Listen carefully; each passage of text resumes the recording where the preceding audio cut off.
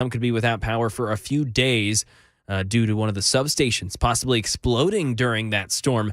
Over 15,000 people without power still in Tennessee. Global health organizations working in Gaza calling for an immediate ceasefire over what they called a dire humanitarian situation in a state like Qatara and Tel Aviv, saying Egypt is concerned about people being pushed over the border. The UN's Relief and Works Agency also warning that the developments they're seeing on the ground suggest that Israel, in their view, is trying to push Gazans out of Gaza into Egypt. Now, we know Egypt doesn't want to take people in. It has shown no indication that it is willing to take in refugees. Part of that is Egypt's own national security concerns. They don't want to risk having Hamas militants pouring out of Gaza into Egypt. They also don't want to be seen in any way as aiding the permanent resettlement of hundreds of thousands of Palestinian refugees. Israel has denied that it is trying to push people out of Gaza. And some new details about the arrest of a man who is in the country illegally and is accused of killing a high school cheerleader last week in Edna, Texas, outside of Houston. She was stabbed to death and was found in a bathtub at her family's apartment. Here's Alex Stone with more. Police chief in Edna, Texas, says the accused murderer of 16-year-old Lizbeth Medina is in the U.S. on an expired visa and that the family has been in the U.S. for about 5 years. They live in a town nearby where he was arrested. The chief saying the family of the suspect is cooperating 100%, and it's still not clear if Medina and her accused killer had a relationship. And that is the latest news. Traffic and weather next. I'm Mac Morey, WTN News.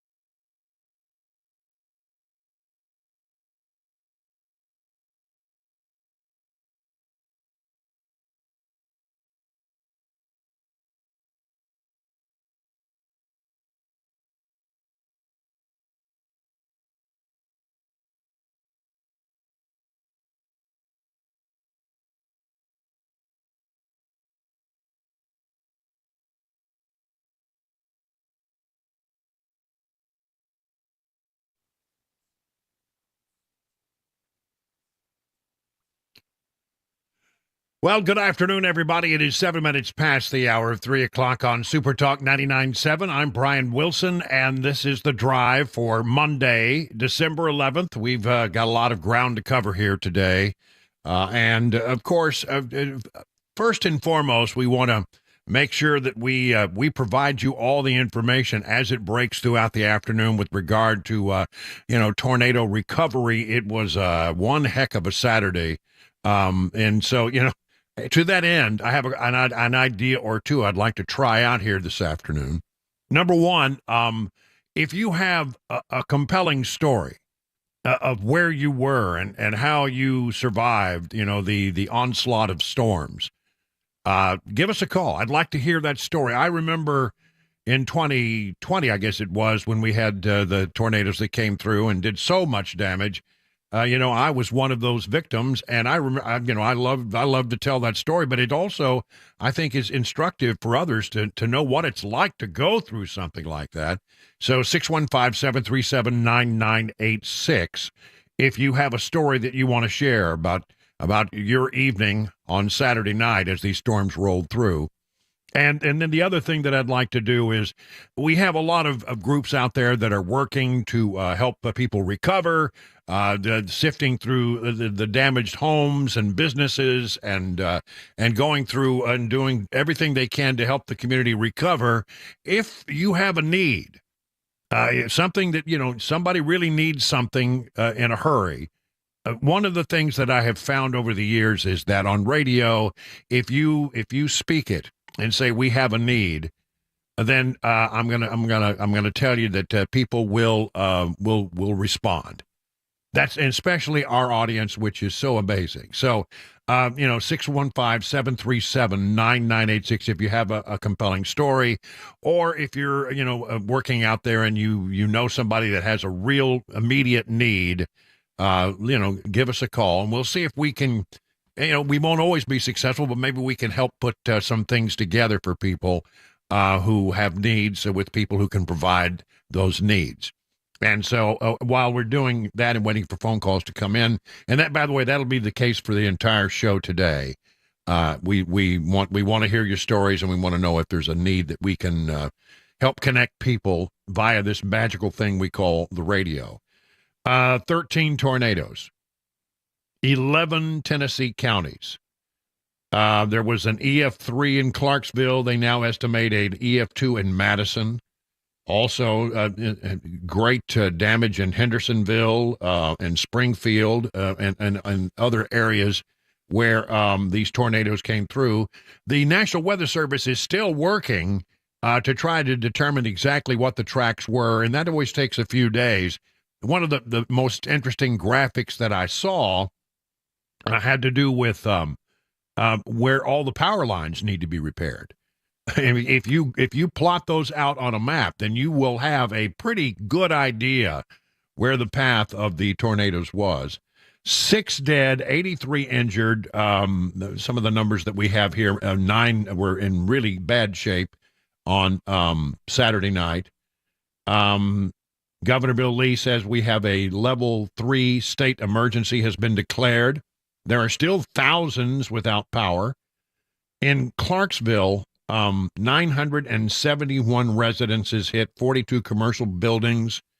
They say that 271 buildings are heavily damaged. 339 have moderate damage. And it was just a horrific night. Let me, before we go very far at all, let me just sing the praises of this radio station and Ken Weaver and Matt Murphy, who rose to the occasion on a Saturday night and were able to keep people apprised of what was going on by being on the air as things were going. I mean, if you went out Saturday afternoon, and we're all kind of keeping an eye on the weather, and if you walked outside and you felt that muggy, humid air.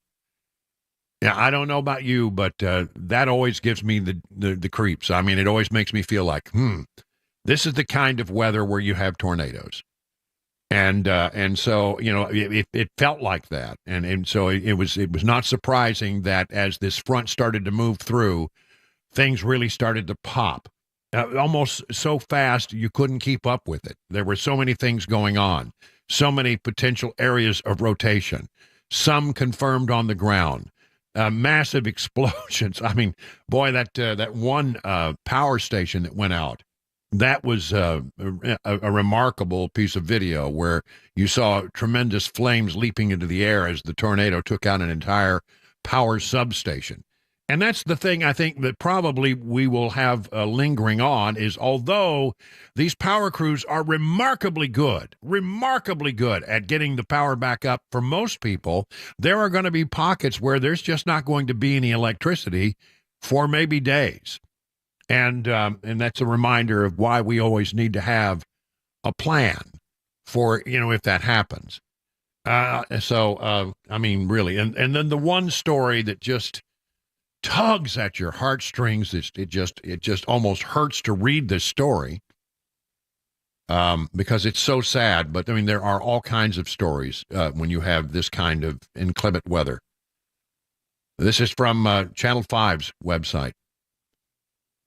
Wanda McClemmer walked out of her home Saturday night hoping to hear a cry. They were listening for a baby, and they thought maybe the child had blown away. She lived next door to some trailers right off Nesbitt Lane in Madison, where a tornado picked up one of the mobile homes and flipped up on top the other. She heard a whoosh as the storm pushed over her own home, comparing the noise to someone sticking a commercial vacuum right up to your ear.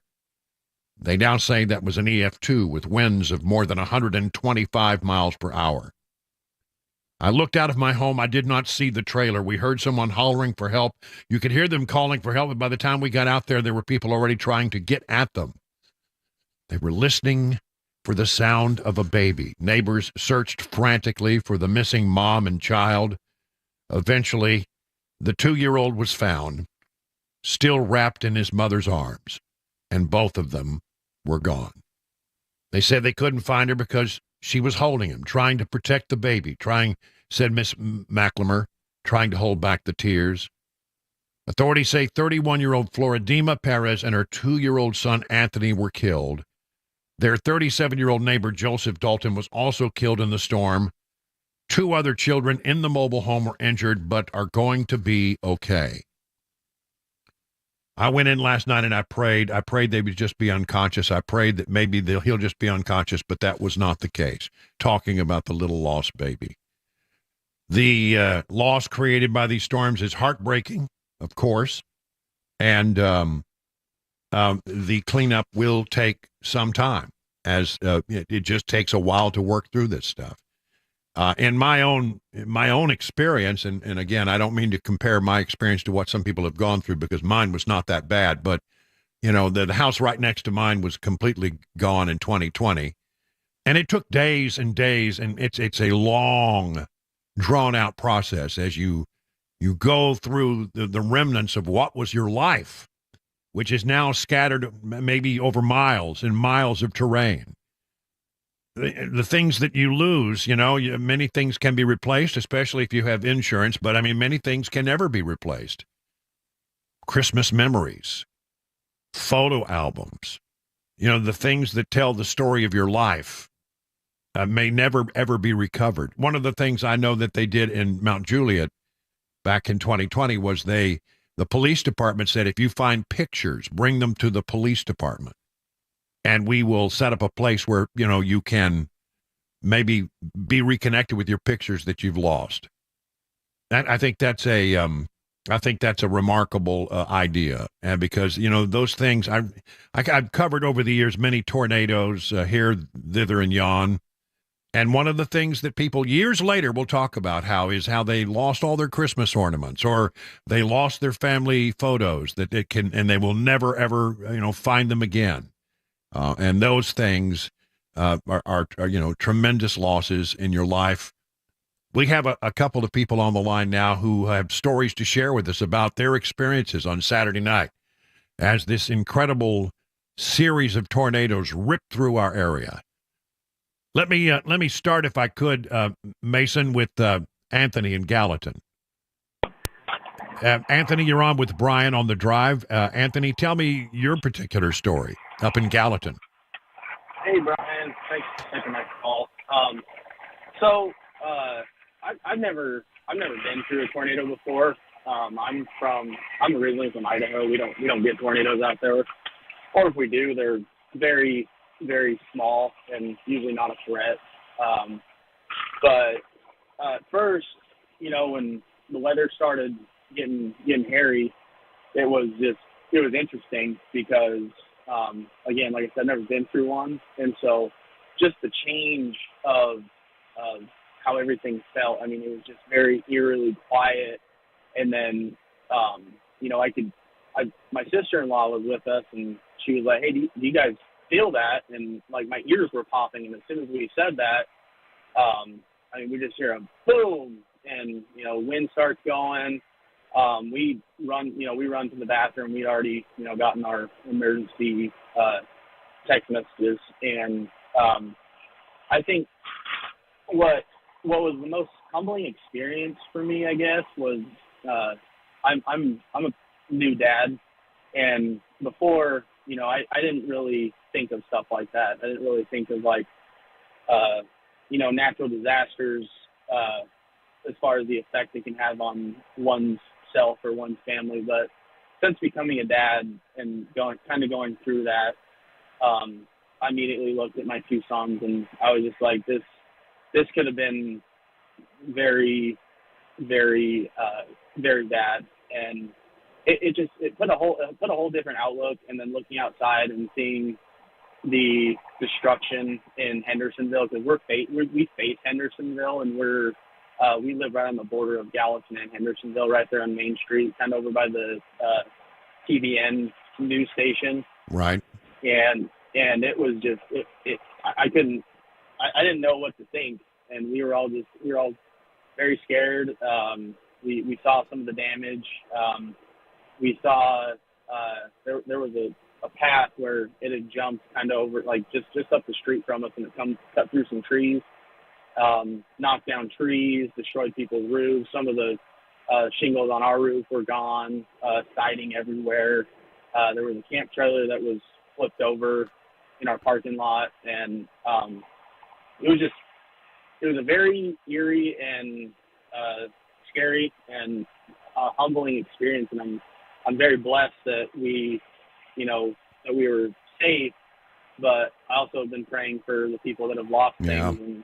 And I did a lot of work, and I do a lot of work in Hendersonville, so I know a lot of the business owners there, and seeing what they have lost, it's really heartbreaking. But it was a very interesting and scary experience. What were your losses? Luckily, the only thing we had to deal with was a few dents in our vehicles. That was it. And then, like I said, some siding off of the building and some roof shingles. Other than that, everything was structurally fine. Well, good. It really is sort of a weird experience. Then, did you experience the so-called freight train sound? Did you hear the train coming? Oh, absolutely. And it was just like immediate. And I think that's the scariest part about a tornado is like you just all of a sudden from what my experience is, I just I kind of felt like the change in the air pressure, and then just the loudest, nastiest sound that you could, and it's just an instant. Wow. And so, where did you huddle? Where did you take your family to find safety?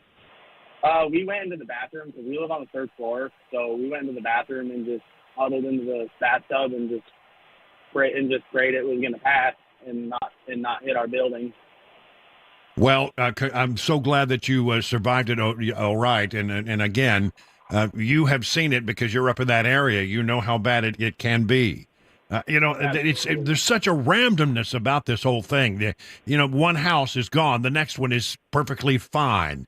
There's just no rhyme or reason to it all. And it's these things, there's always these amazing stories of things that people find or people witnessed, I saw one time paper doilies, the kind that you might put your drink on, driven into a fence post. by the winds. I mean, you see the weirdest things as a result of that. Anthony, thank you for sharing your story. I'm glad that you and your family were safe. We're going to take a commercial break and come back, and we have other people standing by to tell their stories. Kathy in Hendersonville, you're up next. Right now, 22 minutes past the hour of 3 o'clock.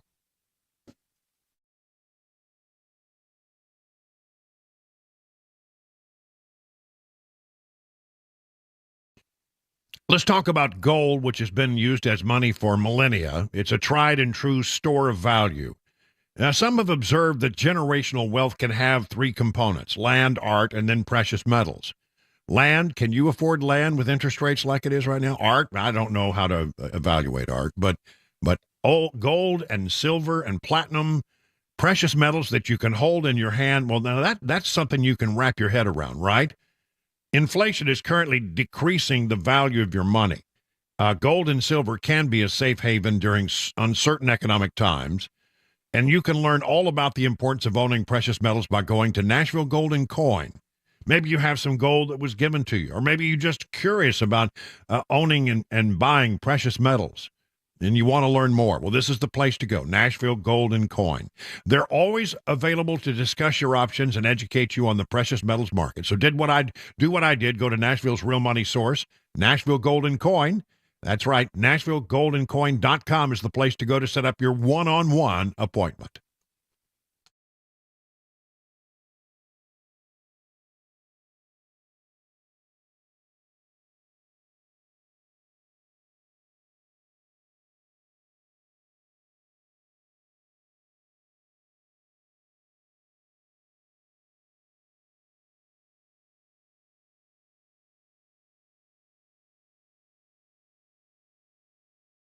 Today's show happened because I saw a comment. He said, "Why don't you do something on doves and dove fields and how to find them and things like that?" So yeah, all right, good idea. It's past opening day, but like you said, it can work. Yeah, because the season is long. It runs for 90 days, and there's 3 segments, so we're going to cover all that today. Let's rattle off the season. September 1 through September 28th is the first segment of Dove, and then October 14th through November 5th, and then December 8th through January 15th. 15 is your bag limit. So September 1 is opening day, and that's at noon in Tennessee. September 1st has been one of those days. I mean, you'll see guys. I mean, they'll take off work, have big cooking and getting together with friends, and it's kind of neat to see. Yeah. Historically, it's a huge social event. I'd say the majority of the hunters probably hunt opening day, opening weekend, and then won't pick up a shotgun until next year. So, we have 2 other segments besides this one. Running in October, and then even all the way through was that January 15th. There's a lot of opportunity throughout the year. On our website, tnwildlife.org, on our homepage, you can click the button there to dove hunting info and fields is what the button's titled. It's got all the information on dove hunting. You can find the fields there. So let's talk about how to find a field. You click on Region 2, it pulls up the options that are available, and get down to Bart Camp Barrens, and you see it's open statewide. So the hunting's not over there. There's still opportunity. Even though we had a big opening day, let it die down a little bit and get back in there. You're going to have some good hunting, I think, there, sounds like, anyway.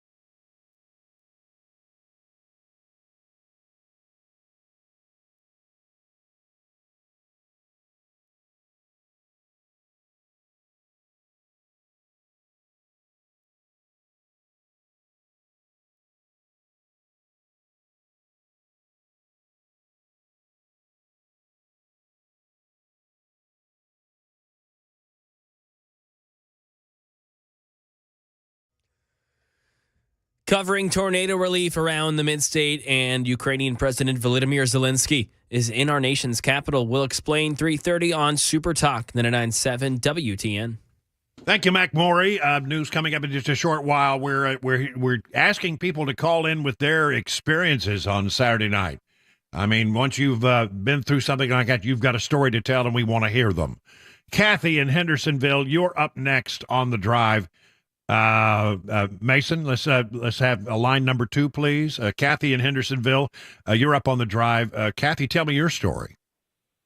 Hey, I was at First Baptist Church. Every year we do a program called Christmas in the Ville, and we were there for sound check at 4:30. Started getting the alerts and the alarms and such, and then the staff began coming in and escorting people that were in line to get in for the concert, had them brought into the sanctuary. I'm told there were about 600-700 people there. Wow. And they were keeping us updated. They had officers outside the building. And as it progressed and apparently got closer, they came in and had us all, at the right time, hit the floor, get under the pews, get to safety. You could hear people praying out loud. I was praying in my heart. I had good friends on either side of me. I never felt the change of pressure in the ears. I heard rumbling outside that to me it just sounded like a clap of thunder. And a few minutes later, we got the all clear. And then as they were able to give a little bit of assessment as what happened, we're told that the YMCA, the roof collapsed on their gym, and then the TBN has a lot of damage. And those are both adjacent to our property. Wow. And what the officers were saying was it truly lifted over the church and then continued its trek. And nobody in our building was even slightly injured. The church sustained minor damages.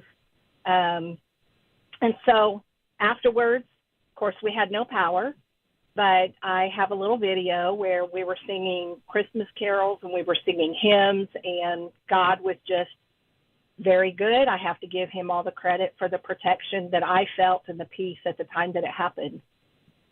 Well, answered prayers from those people. Usually the prayers happen on top of the pews, not from underneath the pews. But yes, sir. You send up prayers wherever you need them, and in time of need like that. Well, listen, that's a compelling story, and one that you will never forget, is it? You will always have that memory.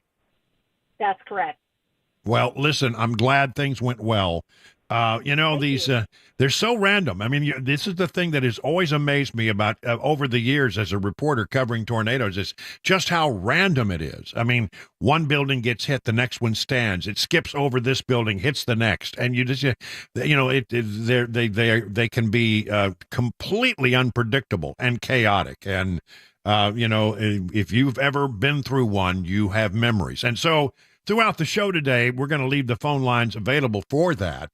615-737-9986. If you have a story where you escaped the tornado or you lived through the tornadoes, no matter where you are in our listening area, we'd love to hear from you. 615-737-9986. Right now, time for the news with Mac Morey, 3:30.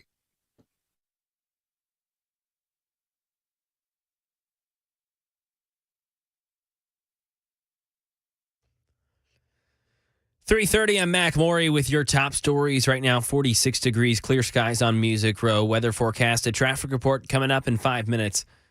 Tornado relief in full effect in Middle Tennessee after tornadoes came through the mid-state on Saturday night. 6 people dead, several people injured. 3 victims died in Madison alone, one of them being Joseph Dalton. Died in his mobile home when it flipped over onto another mobile home, killing a mother and her 2-year-old daughter.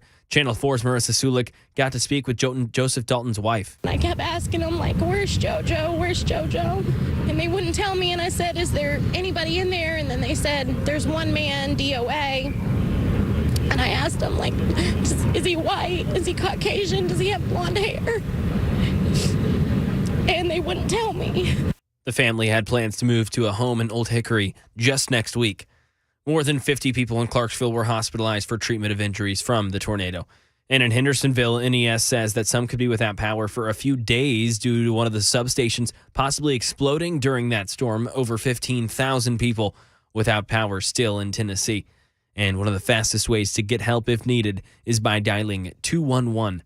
And Ukraine's president is in Washington this week trying to help convince Congress that Russia could overrun his country without additional military aid this month. Andy Field with the latest from Washington. The White House has made it clear to Congress that the Ukrainian aid bank account is nearly empty. We don't have too many more weeks left in this year to be able to provide security assistance. So I would fully expect that you're going to see us announce additional security assistance before the end of the month. National Security spokesman John Kirby previewing the president's visit with Ukrainian leader Zelensky Tuesday before Congress leaves for its holiday break. And that is the latest news, traffic, and weather next. I'm Mac Morey, WTN News.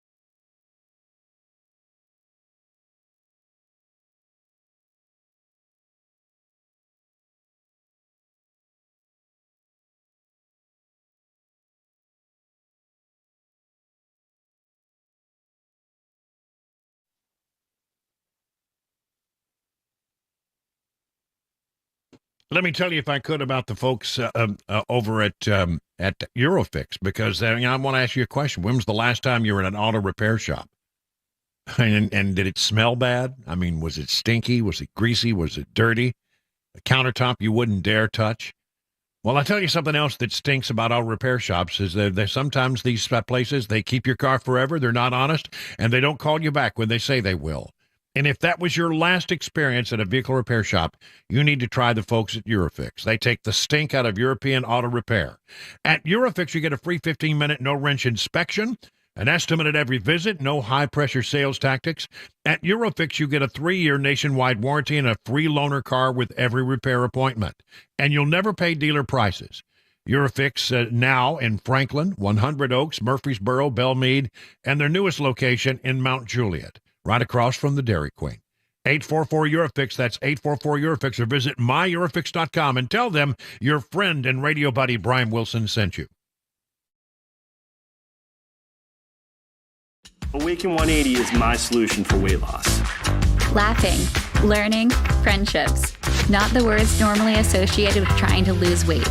But with Awaken 180, you're not trying. Weekly weight loss while gaining the tools to keep it off. Free support for life, friends for life. Learn how over 17,000 clients succeeded with the solution for weight loss.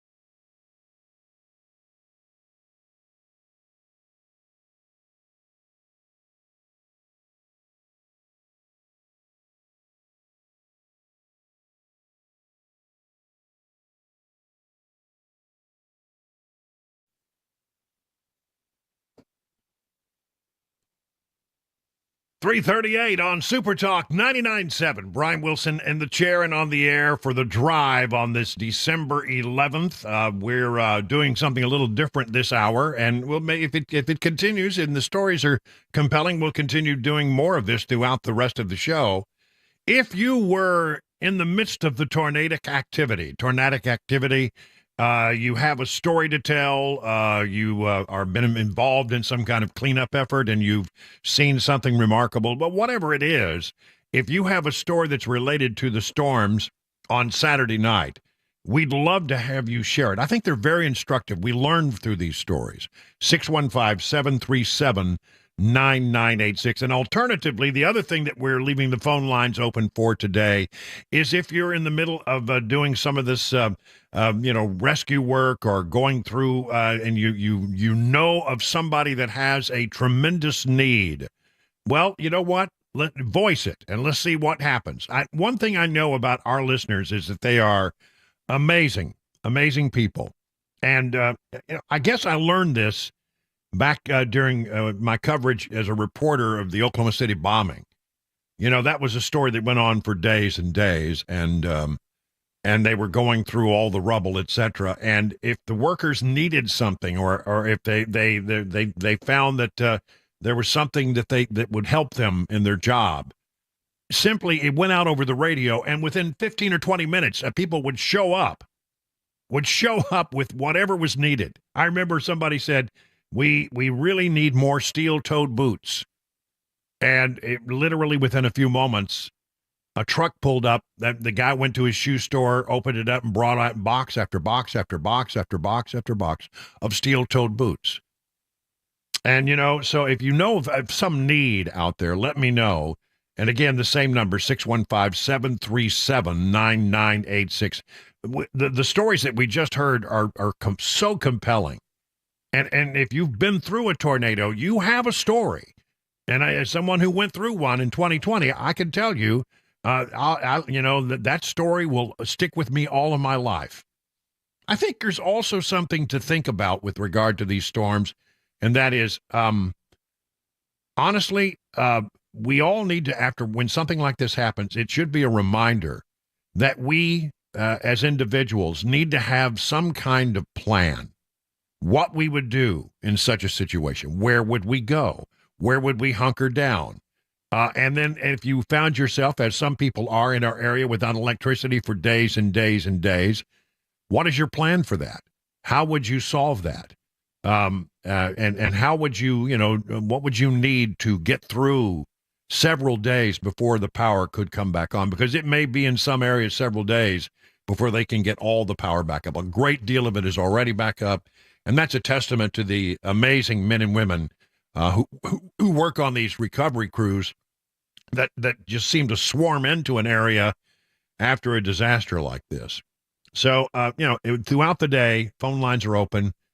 You have a need, voice it. If you have a story, we want to hear it. We want to listen. In the meantime, while we're waiting another calls to come in, I want to move into some other news of the day. Definitely want to talk about the 2024 race because, as you know, we're not that far. We're not that far away from having some of the first voting in Iowa. And there's a great deal of information that has come in since I was last with you. I was here last on Thursday. In Iowa, they look very closely at a poll that comes out this time of year called the Des Moines Register poll. NBC, along with the Des Moines Register, the newspaper of record in the state of Iowa, have put together a poll. And it tells us a lot about where the Republican nomination is. And here it is, in a word: Trump, 51, DeSantis, 20, Haley, 16. In other words, Trump is about 32 points ahead of his nearest rival for the Republican nomination in the state of Iowa. So, unless something dramatic happens, that's going to be a really tough hill to climb for DeSantis or Haley or anybody else that's still in the race. So that is, and that echoes itself just about everywhere you look. And depending on where you go, Trump is 30, 40, maybe even 50 points ahead of his nearest rival in all of these states that are early states for deciding who's going to be the nominee for the Democrat and Republicans. But there's also great news about for Trump people about what's happening in other parts, especially some of these battleground states that are so important.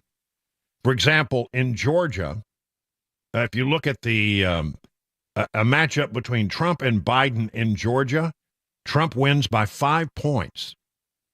If you look at the five-way race, which is probably what we're going to actually have, at least a five-way race, the numbers get better for Trump.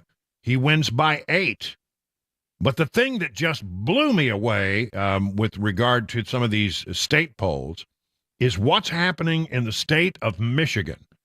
Now, Michigan is not a reliably red state, but if you look at a one-on-one matchup between Trump and Biden in the state of Michigan, Trump leads Biden in Michigan by 10 points.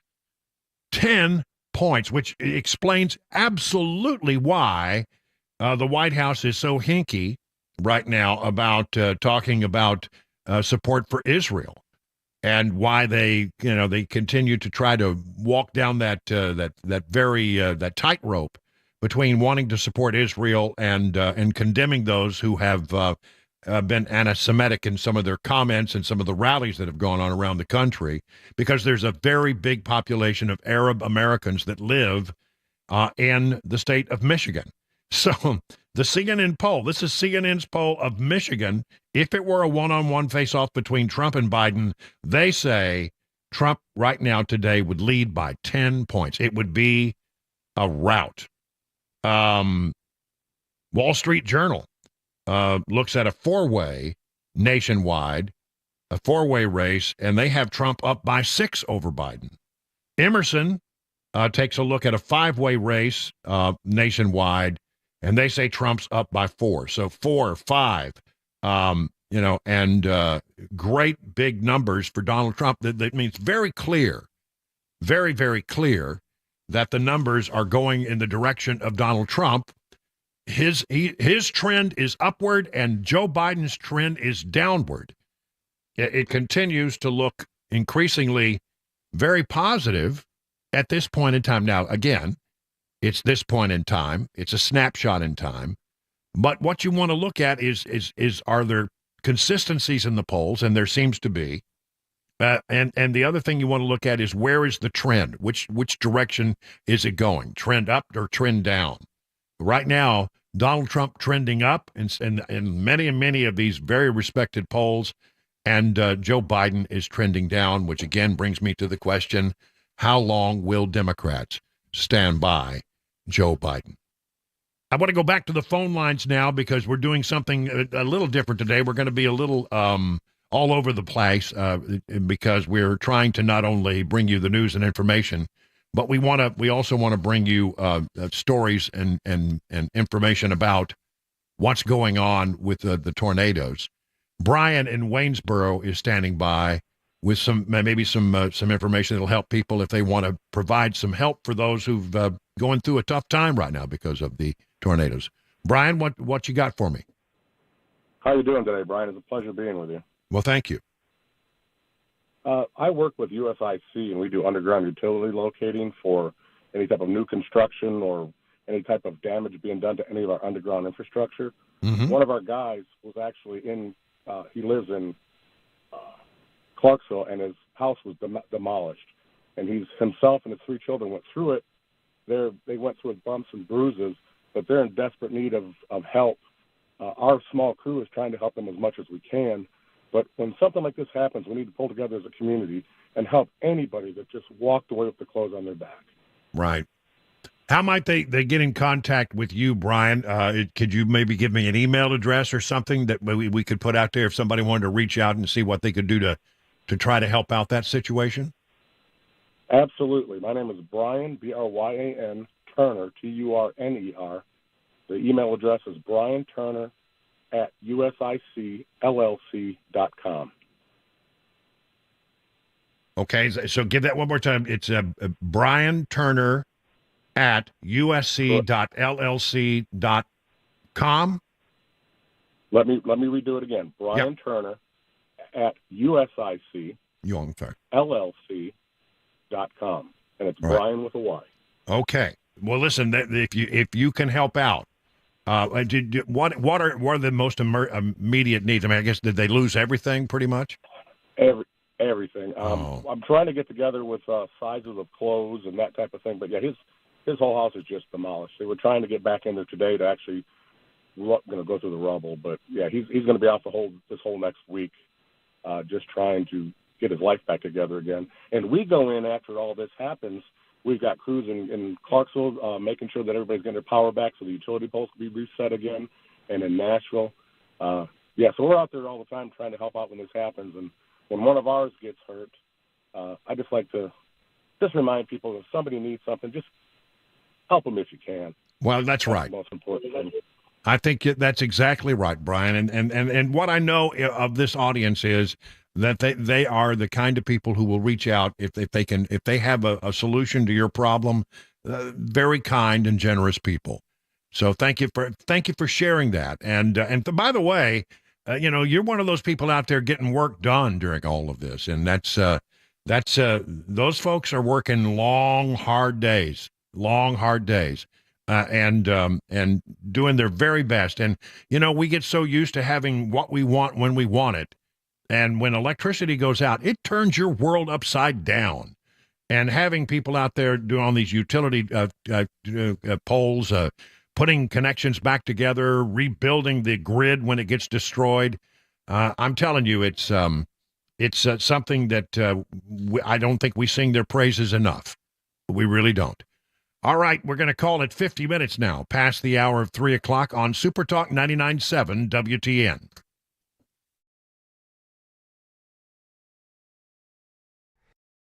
Hey folks, I'm Paul Winkler.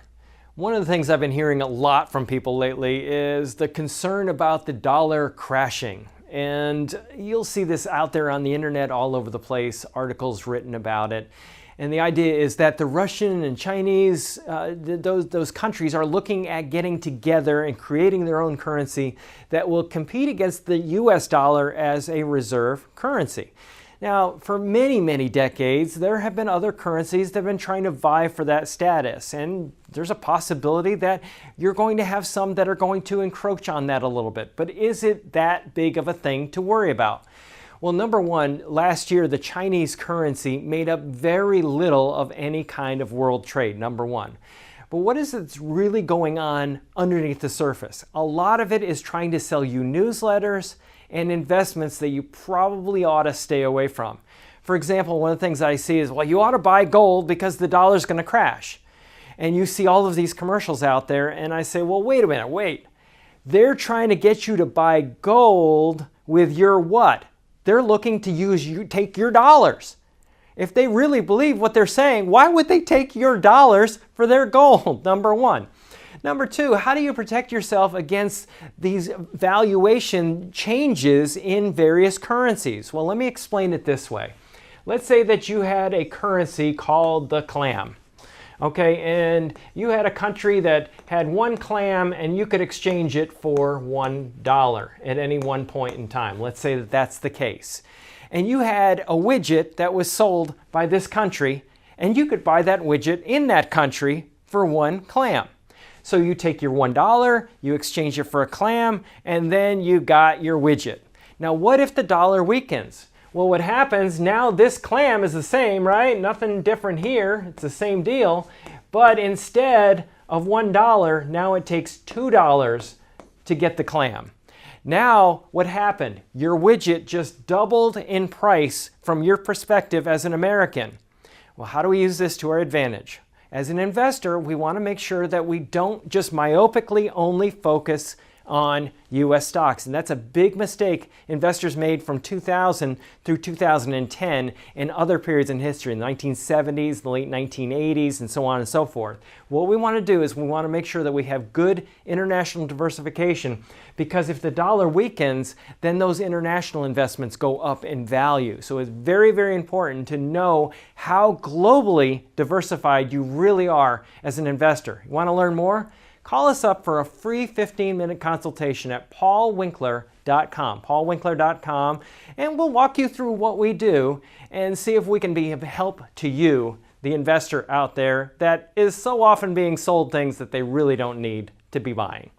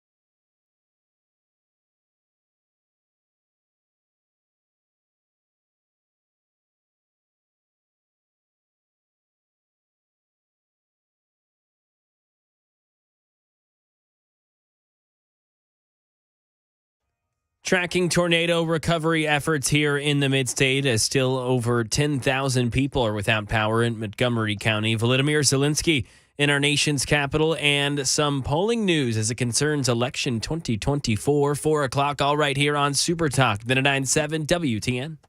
57 minutes now past the hour of 3 o'clock on Super Talk 99.7. Time to look at the markets. Dow Jones Industrials up 157 today.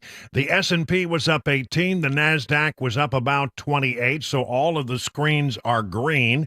Very quickly, just curious, gold down $17 an ounce, and oil is up a little bit, but still, not as high as many people expected it to be. West Texas Intermediate crude going for about $71 a barrel right now. Brent crude going for $76. It's largely not been moving very much, and that's a bit of a surprise for many people. What is going on with this market, and what kind of things should we be looking for as the week progresses? Let's check in with John Maxon over at Beacon Capital Management. Hello, John. Hey, Brian. Yeah, this week is all about inflation and the Fed. The market is really optimistic, but it's going to be watching really closely over the next couple of days. Tomorrow, really important inflation report that's going to be coming out, the Consumer Price Index. It's going to come out tomorrow morning, and it's either going to fuel the optimism of the market or it could really test it if it's higher than expected. It's widely believed to be lower in November than October, than October. And then Wednesday is the last Fed meeting of the year. Widely expected the Fed will continue to keep rates unchanged, but you're going to be watching really closely what the language is moving forward because the market is expecting rate cuts sooner than what the Fed has projected. So a couple of key reports over the next couple of days. Yeah, I mean, if they surprise people and cut rates, then the markets probably will take off. But if it stays about the same, I think it's sort of baked into the market right now. Would you agree? Yep. I would agree with that. Absolutely. All right. Thank you, John. Appreciate it. Learn more about all the things they can do for you over at Beacon Capital Management by going to their website, askbeaconnow.com. It is 58 minutes past the hour of 3 o'clock on Super Talk.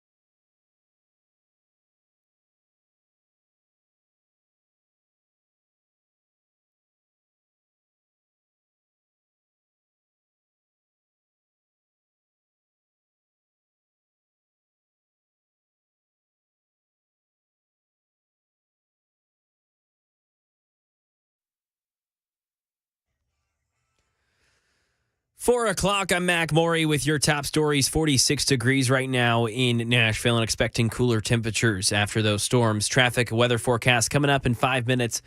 Tornado recovery in full motion here in Tennessee. Speaking of those storms, 6 people confirmed to have died, with 3 victims reported in Clarksville, 3 in Madison along Nesbitt Lane. There in Madison, it was 37-year-old Joseph Dalton, 31-year-old Floridima Gabrielle Perez, and 2-year-old Anthony Elmer Mendez, who died in the storm. Dalton's mobile home landed on top of Perez and her child's mobile home, ending their lives. And 2 of the Clarksville victims were identified today, a boy named Arlen Burnham and a woman named Donna Allen. And if you were affected by the storms or know someone who was, watch out for scammers looking to take advantage of anyone in a vulnerable position. Channel 4's Danielle Jackson talked with the BBB about this exact problem. Unfortunately, scammers will prey on storm victims under the guise of being a contractor or create a fake charitable organization to try to take your money, or they'll offer a fake service. First, what you want to do is contact your insurance company. Next, take pictures or videos of the interior or exterior of your home. Write out a log of all of the items that's damaged in your home as well. Then next, do your research on legitimate contractors or companies who can help you with rebuilding or fix any repairs. In Montgomery County, still over 10,000 people without power. NES trying to get power poles back upright as quickly as possible.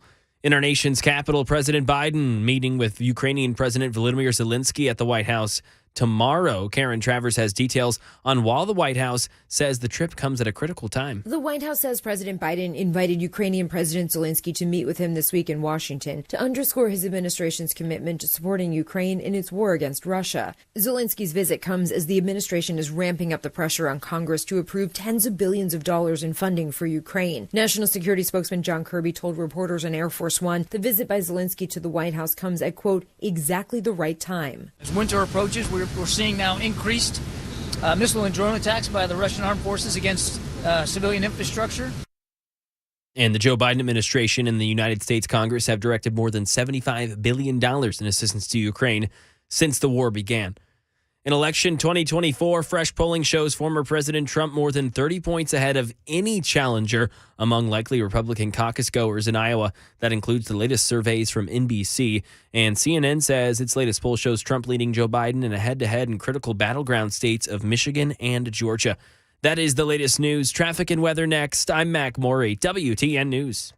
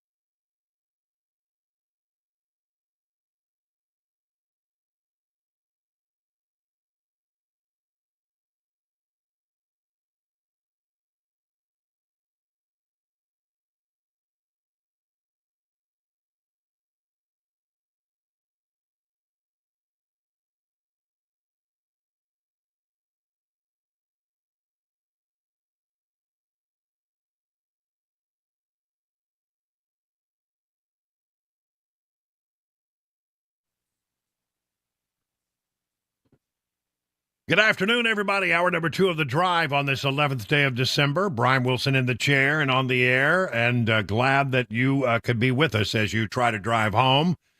We have a couple of things we're trying to do today, in addition to bringing you news and information that you can use, bring you up to date on what's happening around the world and what's happening in our own community.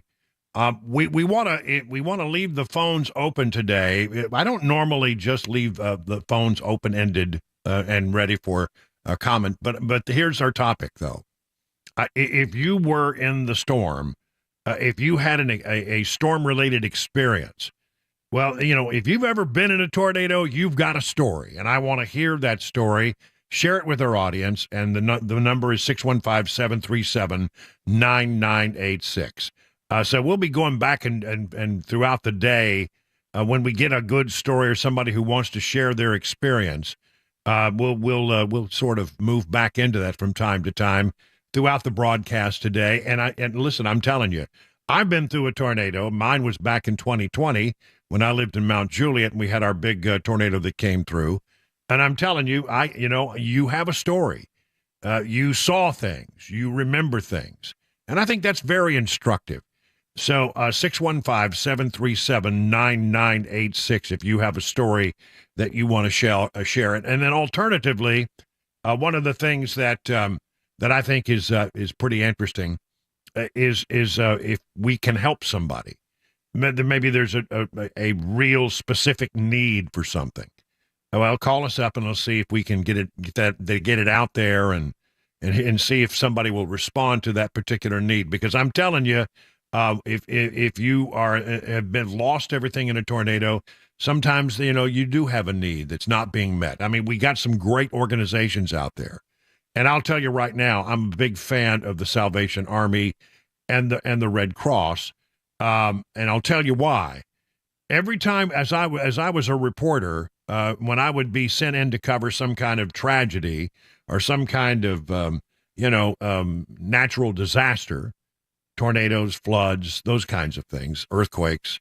The first thing I noticed that one of the first organizations on the ground was the Salvation Army and the Red Cross. And I mean, reporters are pretty good about it and pretty adept at getting to places quickly when there's breaking news. But, it's always shocked me and surprised me is that we would get there and the Salvation Army was already on the ground.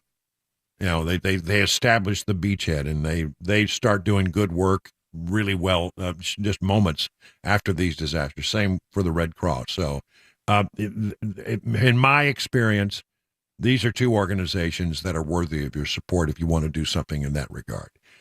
Well, we got a couple of calls, a couple of stories here. Let's go to Sam in Gallatin. Sam, you're on with Brian on the Drive. So, Sam, were you in the tornado? Did you have the experience yourself? Tell me about it. Yes, sir.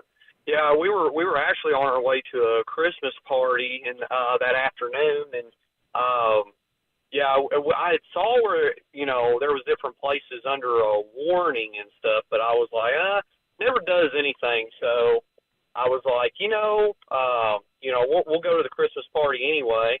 Well, halfway there, they're calling us. They're like, it's on Vietnam vets right now. Well, that's where we were at. So,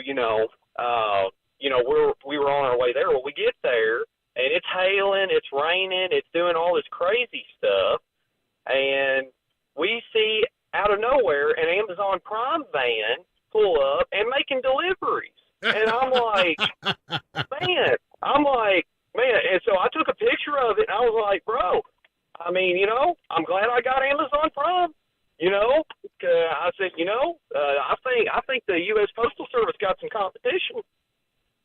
Wow. And so you got through it okay. I mean, was there damage to your car? No, there was no damage to my car and stuff. But yeah, I just thought that was crazy. I was like, that's nuts. That's nuts for sure. But, all right. Yeah, he was just running out in it. So. Yeah, I know. And we all sort of got the feeling that it was going to be a bad day earlier in the day when I don't know about you, but I walked out and immediately you walk out and you sort of hit that still really muggy air. It's, that always tells me, well, man, I'm telling you, when a cold front comes through and hits that, we're going to have trouble. It was warm, it was muggy, and, it just, you had a sort of a premonition that the day was going to be a pretty eventful day. Let's see. Brian in Thompson Station. Hello, Brian. You're on with Brian Wilson on The Drive. Tell me what do you have to contribute to the storytelling here? Well, I'm a military brat, and I've lived everywhere except for Alaska and Hawaii. If I hadn't lived there, we drove through it, moved once a summer, 9 times in California in 1 year. Wow. And I've been in 2 earthquakes in California, hurricane in Texas, in Galveston, a really bad earthquake. I was in a bathtub in Tokyo, and it hit out there, and it threw me and the bathwater and hit the door. Multiple tornadoes, Louisiana, Texas, Oklahoma, Kansas. The worst one was in Cleves, Ohio. It shook our house, and it moved it on the foundation, and it sounded like a locomotive just tearing down the street. Now let's talk about that for a moment, because I always, as a reporter, you go out and you would go to after a tornado came through, and you would ask people, what did it sound like? Said, man, it really did. It sounded like a freight train.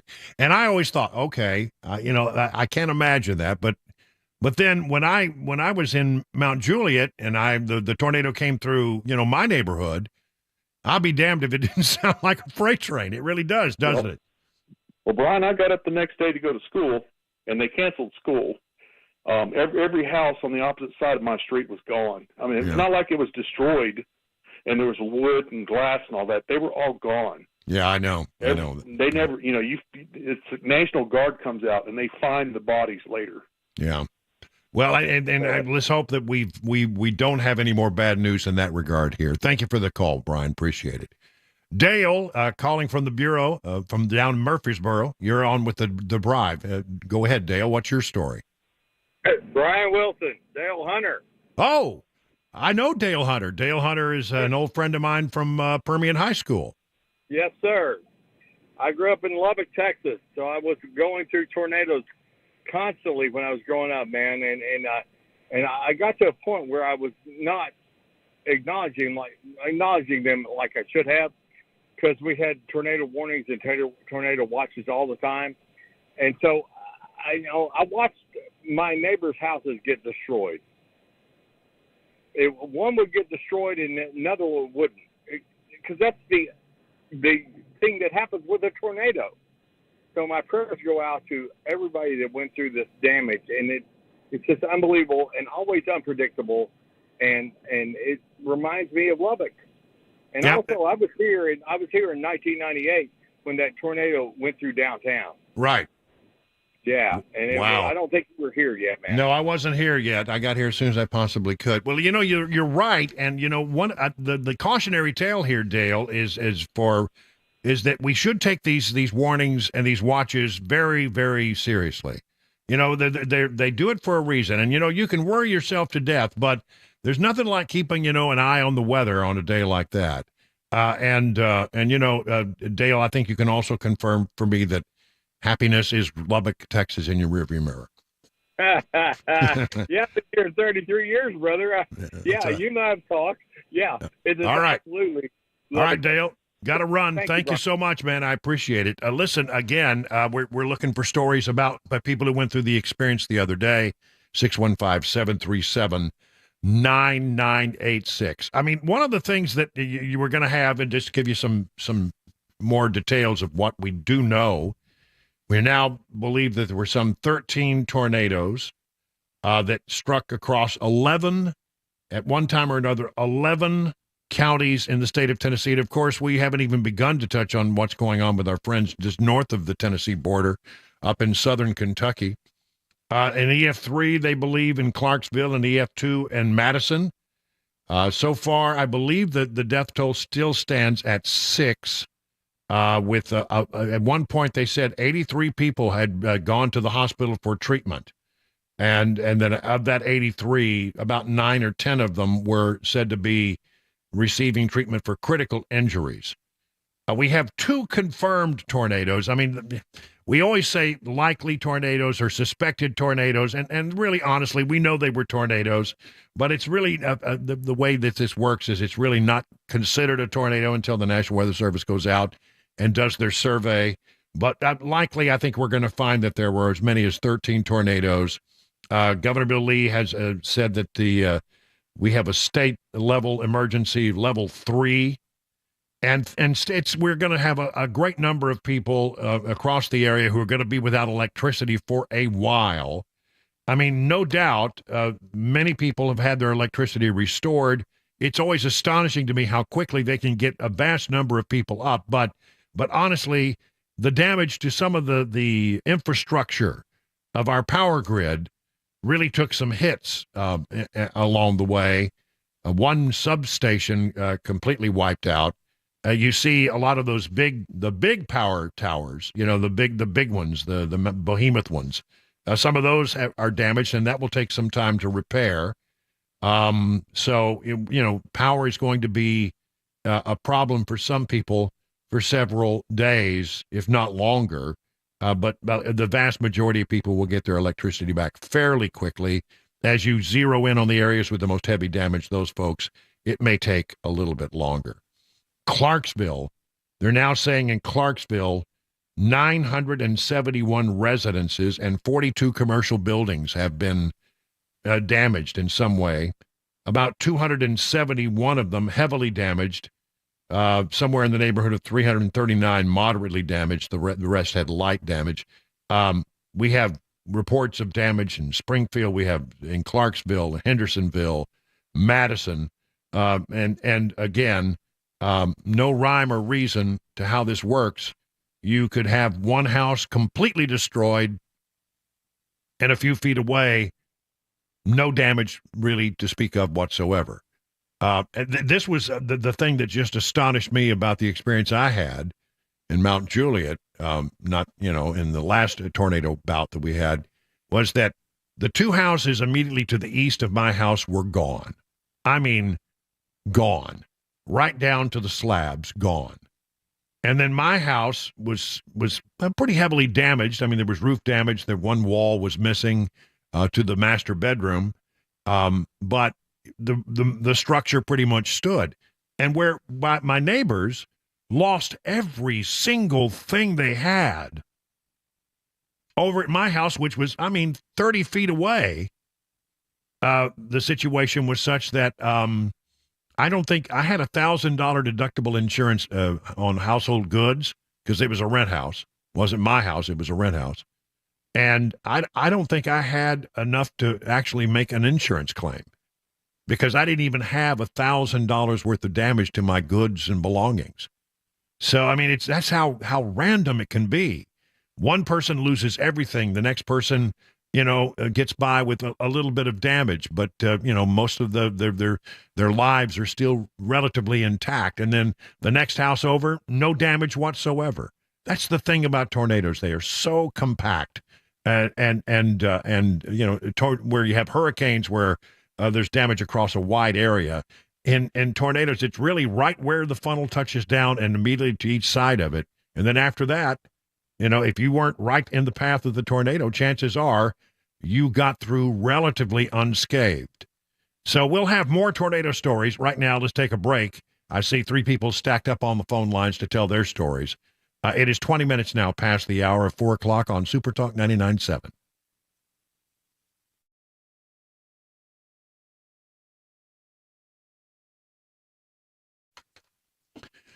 Hey, at Genesis Diamonds, they are rolling back prices and finance rates so you can get headliner gifts for this Christmas. Maybe it's that pair of diamond earrings or that new designer fashion bracelet or that dazzling 2-carat diamond ring.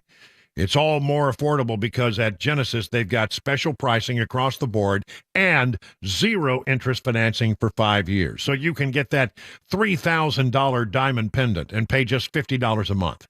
Or that $6,000 Eternity Band for just $100 a month. Everything's included in this amazing holiday offer. All GIA-certified natural diamonds and all lab-grown diamonds, even our luxury pre-owned Rolex watches. Imagine that $15,000 Rolex for just $250 a month. You can even finance the sales tax. So don't let talk of rising prices and high interest rates dampen your holiday spirits. At Genesis, they're lowering prices, taking interest rates down to zero. Get that amazing gift they deserve and make your money go further than ever. Merry Christmas from Genesis Diamonds, Green Hills and Cool Springs, on approved credit only.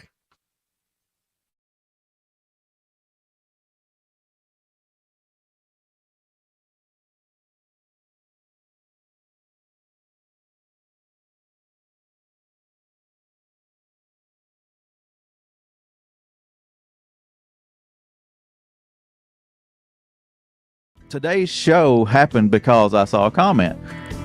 He said, "Why don't you do something on doves and dove fields and how to find them and things like that?" So yeah, all right, good idea. It's past opening day, but like you said, it can work. Yeah, because the season is long. It runs for 90 days, and there's 3 segments, so we're going to cover all that today. Let's rattle off the season. September 1 through September 28th is the first segment of Dove, and then October 14th through November 5th, and then December 8th through January 15th. 15 is your bag limit. So September 1 is opening day, and that's at noon in Tennessee. September 1st has been one of those days. I mean, you'll see guys. I mean, they'll take off work. Have big cooking and getting together with friends, and it's kind of neat to see. Yeah. Historically, it's a huge social event. I'd say the majority of the hunters probably hunt opening day, opening weekend, and then won't pick up a shotgun until next year. So, we have 2 other segments besides this one. Running in October, and then even all the way through January 15th. There's a lot of opportunity throughout the year. On our website, tnwildlife.org, on our homepage, you can click the button there. Dove hunting info and fields is what the button's titled. It's got all the information on dove hunting. You can find the fields there. So let's talk about how to find a field. You click on Region 2, it pulls up the options that are available, and get down to Bart Camp Barrens, and you see it's open statewide. So the hunting's not over there. There's still opportunity. Even though we had a big opening day, let it die down a little bit and get back in there. You're going to have some good hunting, I think, there, sounds like, anyway.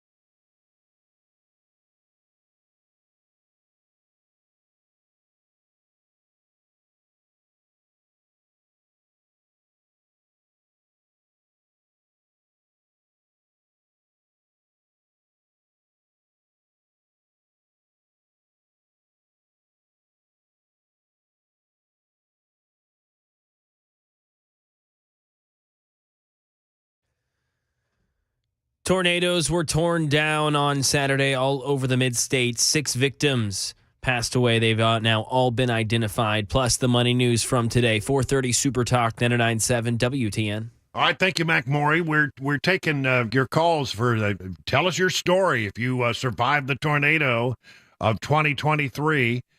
Dustin in Greenbrier, you're up next. Tell me your story, Dustin. Well, first and foremost, I want to send my thoughts and prayers, with everybody out there that's affected by it. And I thank the good Lord upstairs because if he hadn't told my wife to tell me to run a red light in Springfield, and we was driving back towards Kroger where it happened, that if I hadn't run that light, I would have probably been in the middle of that tornado and it taking the car out with me, my wife, and my kids in it. Oh, my. It was that close. I mean, it was that close, yes, sir. I did see a video that somebody had posted out, and I'm almost positive that in the video, it's my car coming by, and he was taking that video, and the tornado was behind me. Wow. That's how close it was. Wow, that's scary. And, they say a lot of people try to outrun a tornado. They'll get in their car and try to run, and they say that's not the place to be is in a car. But I mean, sometimes as you're out running errands and you just get stuck, you have to. And look, if it comes down to blowing a red light or facing a tornado, you did the right thing. I don't think anybody will hold that one against you. I think the good Lord come across my wife that day and told her to tell me to run that light so we could get out of there. Yep. Well, listen, I'm glad that you were safe, and you'll have a story that you'll tell for many, many years. Let me go to Mark in Hendersonville. Mark, you have a story to share with us? Yeah, Brian, a little bit of different take on it, I guess. We often when we go through these storms, we're worried about our families. We're calling, making sure they're okay. I'm the director of a regional foster care agency, and all during the storm reports we were watching on TV, while my wife and I in National City were sheltering because we thought it was coming our way. I'm actually, along with one of our other staff members, calling our foster parents ahead of time, saying, "Hey, make sure you are getting all your kids in a safe place." And then after it passes through that area, then calling back and making sure everyone's safe, everyone okay. And so that was how I spent my afternoon during the storms, was making sure all of our scores of foster kids and our dozens of foster homes were okay and safe. And thankfully, I report that no one was hurt, no major damage to any of our homes. So well, that's you just be grateful for that, and God bless you for the work that you do. If you have been listening to this show for a while, you know how strongly I feel about those people who work with foster kids. It's something that I have a place in my heart for, because these are kids who you don't have much, and just God bless you for that on its own right. But I mean, I'm glad to know that there are people out there who are checking to make sure that these kids in foster care are going to be okay, and I'm glad we had a good outcome with that regard. Well, listen, it's going to be a slow rebuild. It's going to take some time to get things back like they were. The grid has been damaged pretty heavily. There are people who will rebuild their lives, and the insurance companies will come in and get the process started, as they always do in these natural disasters. But what I hope will not happen is that I hope that after a few days we forget about those who are going through the tragedy of having lost everything that they had. And let's keep them in our hearts and keep them in our minds and our prayers as we go forward, because I'm telling you, when you lose everything, it takes a while to sort of get your life back in some semblance of order. And there, but for the grace of God, go all of us, I suppose. And we just don't want to focus on them today and then forget, because the needs will still be there Wednesday, Thursday, Friday, and for months and months beyond, as they try to rebuild their lives from this horrific set of storms. 13 tornadoes, 11 counties, 6 dead, 83 injured, but a ton of homes, a whole bunch of homes destroyed or heavily damaged. 30 minutes now past the hour, 4 o'clock on Super Talk.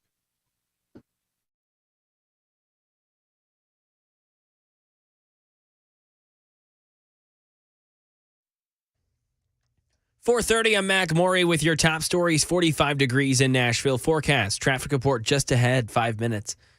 Tornadoes tore through homes all over the mid-state on Saturday, ending 6 people's lives, injuring several others. All 6 victims have now been identified. In Clarksville, it was a boy named Arlo Burnham, 59-year-old Donna Allen, and 34-year-old Stephen Hayes. In Madison, it was 37-year-old Joseph Dalton, 31-year-old Floridima Gabrielle Perez, and 2-year-old Anthony Elmer Mendez, who died in that storm.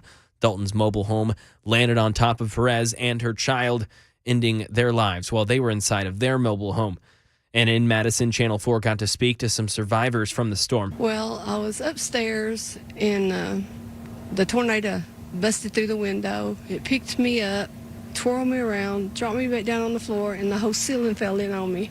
The firemen finally got me out, but the rain was, the rain was pouring down so hard. I bet I was in there at least 2 hours before they even got me out of there, yeah. And Governor Lee now requesting federal emergency assistance today for 9 counties: Cheatham, Decatur, Dixon, Dyer, Gibson, Lake, Obion, Stewart, and Weakley counties. If granted, FEMA will reimburse jurisdictions for eligible work or provide direct operations assistance.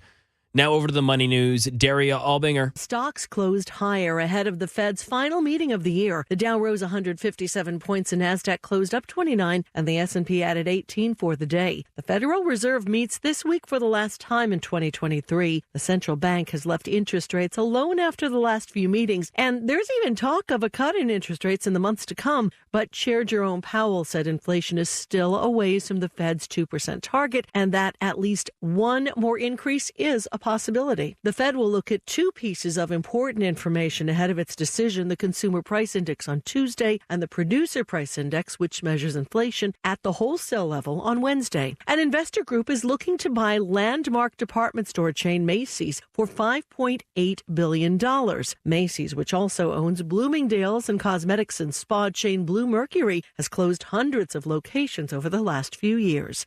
And that is the latest news. Traffic and weather next. I'm Mac Morey, WTN News.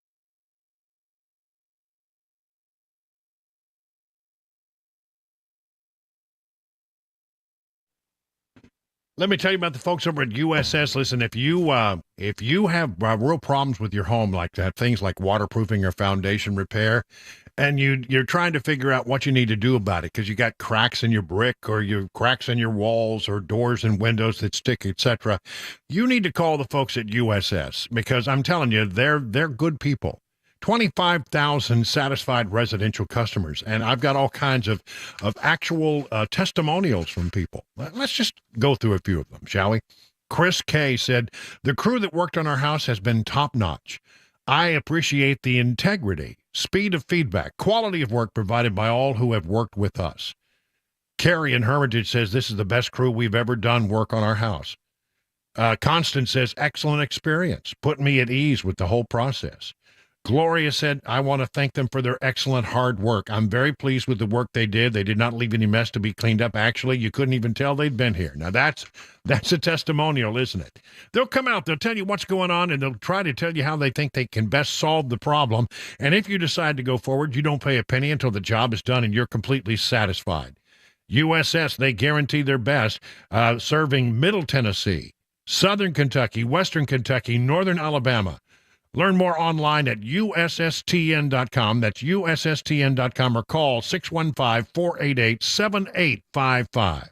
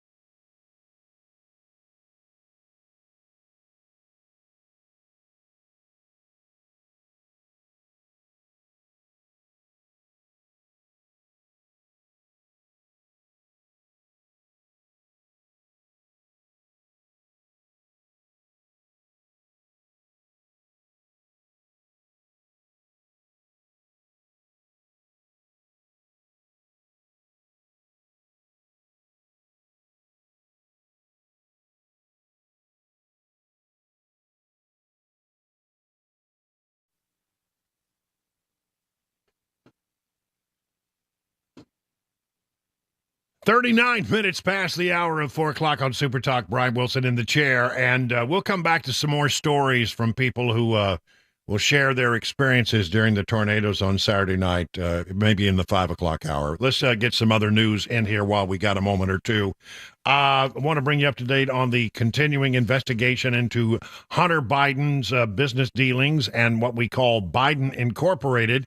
As you may remember, late last week, we got word, actually, when we were on our live remote out there in Mount Juliet on Thursday night, the word came down that there were big new indictments against Hunter Biden.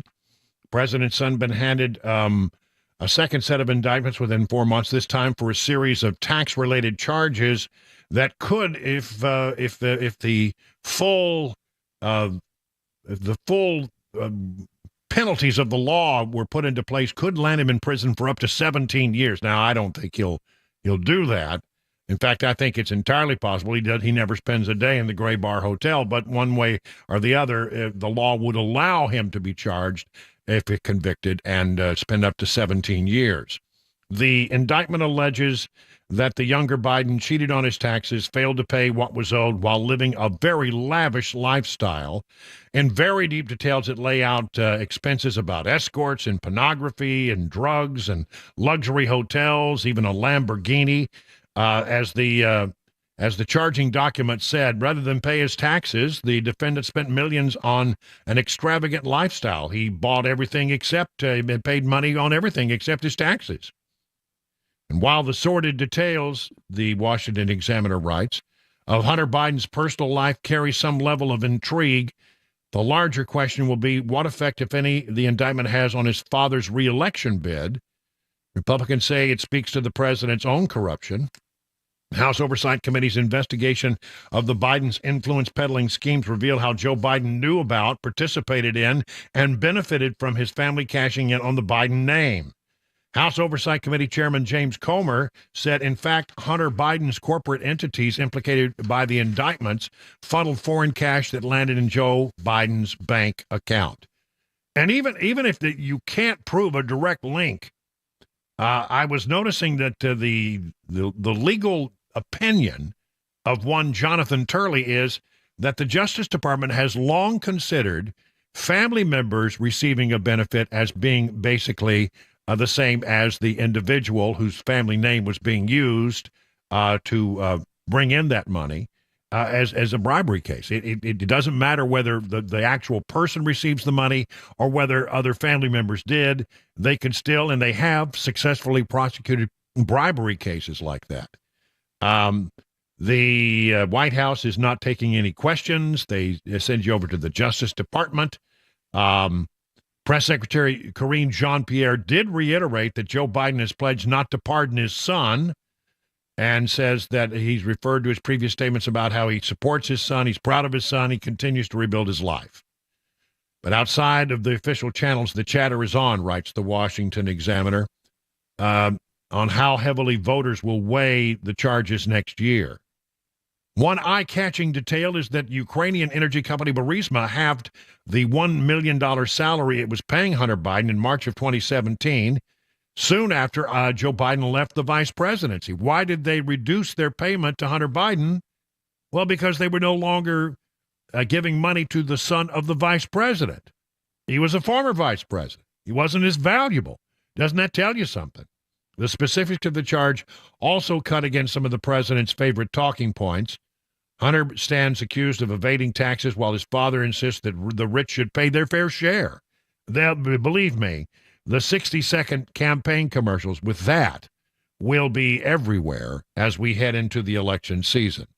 And while the September gun charges come amid a White House push for stricter firearm control, that's right, Hunter Biden violated firearm laws, and you know, it's sort of funny that the Biden administration will be asking for stricter firearm laws at a point where they have a case where their own son did not follow the laws that are already on the books. Democrat strategists make the case that, well, he's being picked on because his last name is Biden. I would say no. He's not being picked on. In fact, he probably got a lot of breaks because his last name is Biden. Senator Chris Murphy, a Democrat from I believe it's Connecticut, says he has looked at it. He was asked on one of the Sunday talk shows, are these charges against Hunter Biden justifiable? Again, this guy is a Democrat senator. Hunter Biden has been indicted again on tax charges. Do you think the Hunter Biden prosecution is political, as his lawyer has contended, or do you think that it's legally justified? I think it's legally justified. I think this is a very troubled individual who has done things that are worthy of prosecution, and so I look forward to that case continuing. I think ultimately the American people understand that Hunter Biden is not going to be on the ballot next fall, that Joe Biden is going to be on the ballot, and that this is a president who has led an economic recovery that has been pretty unprecedented. That's, I think, going to be what matters to the American people. And I think one of our first reactions was with this Hunter Biden thing was to say, well, okay, you know, that's the case is progressing, but there were those who almost immediately asked another question, and that is, well, did this come out now, just as Hunter Biden was scheduled to go before a deposition behind closed doors with the House Oversight Committee? That's supposed to happen this week. Will he now be able to beg off because of the new charges? Interesting. Representative Byron Donalds says that that thought did cross his mind. Well, listen, he's been threatening not to go under oath for weeks now. So the fact that he's now been indicted should not encumber our ability in the House to be able to have, number one, a closed-door session first, to have written testimony under oath, and then for him to be able to move towards an open hearing. But what Hunter Biden wants to do is to use the open hearing aspects of congressional hearings to put on a show, to put on a spectacle, without actually having a deposition of his words under oath before he reaches an open session. So we're not going to let that happen. He needs to sit for the closed-door deposition first. Every witness we bring to Capitol Hill has to do the same thing. He is no different. I'm just wondering if the timing of this indictment on Hunter Biden is a partly cover-up, because the DOJ had this information. They've been sitting on this for a long time, but they decided to indict Hunter Biden the weekend before he was supposed to go under oath in a closed-door testimony. Look, I totally agree. The timing is suspect. And let's take a step back. His attorney, Abby Lowell, says that, the only reason why he got indicted is because his last name is Biden. No, Abby, the only reason that it took so long for him to be indicted is because his last name is Biden, and because House Republicans uncovered this web of corruption surrounding Joe Biden that implicates Hunter Biden and James Biden. And so that is the reason why it's taken so long for this to occur. Well, it'd be interesting to see whether he does show up for that deposition behind closed doors, or whether they begin the proceedings over in the House to compel that testimony. Found him in contempt of Congress. I don't know, but I don't think it's going to be resolved this week is my general sense. I mean, last week, James Biden, the brother of the president, was supposed to be behind closed doors, and I understand negotiations are still underway, but he didn't show, and they are very anxious to have a conversation as well. This will be very detailed. That's why they want it to be in a sworn deposition on the record. Under penalty, if you lie, I want you to tell me the truth about this transaction and this transaction and this transaction and this meeting and what happened there. And, 1,000 questions like you might hear in a court of law. And, it's entirely possible that Hunter Biden will show up and just plead the fifth, but we'll see. We'll see.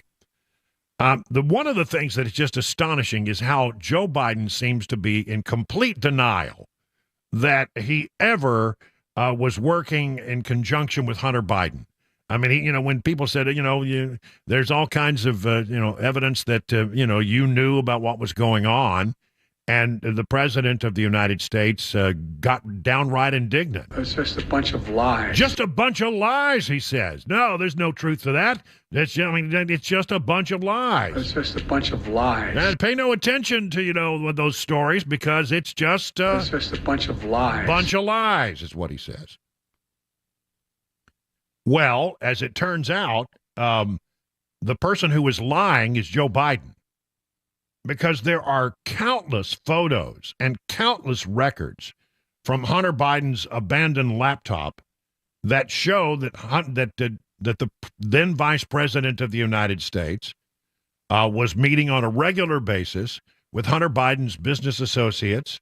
There are pictures of him with some of these ne'er-do-well business partners that Hunter was doing business with from the seedy parts of the world. This was a murderer's row of bad actors in the business world that Hunter Biden was somehow connected to and doing business with. And there are pictures of Vice President Joe Biden at dinners, at golf outings. There's even one where he's showing one of the Hunter Biden's business associates a tour of the White House. They were standing there in the White House press room. And I'm telling you, there is all kinds of evidence that he was working, was aware. I mean, Bobulinski said, oh, yeah, he called all the time on behalf of Hunter and talked to people. He was selling access is what he was selling because Hunter Biden didn't have anything else to sell except the family name, and the family name happened to be attached to a person who was the vice president of the United States at the time. But you ask Joe Biden. It's just a bunch of lies. It's all a bunch of lies. Don't believe all those pictures you see. Don't believe all those documents that you've read. Don't pay any attention to the Hunter Biden laptop. That we all know, that's Russian disinformation. It's a bunch of lies. It's just a bunch of lies. It's not a bunch of lies. And the person who is lying when he says that is no other than Joe Biden. By the way, very quickly, the National Archives and Records Administration, NARA, said Monday it would make more than 62,000 pages of records available to the House GOP impeachment inquiry. And specifically, they're looking at a batch, National Archives to provide 1,799 emails to Comer right away. It's 1,799 emails, which total 62,210 pages, and they will be coming pretty quick, as soon as possible. The process is beginning. 51 minutes now, past the hour of 4 o'clock on Super Talk.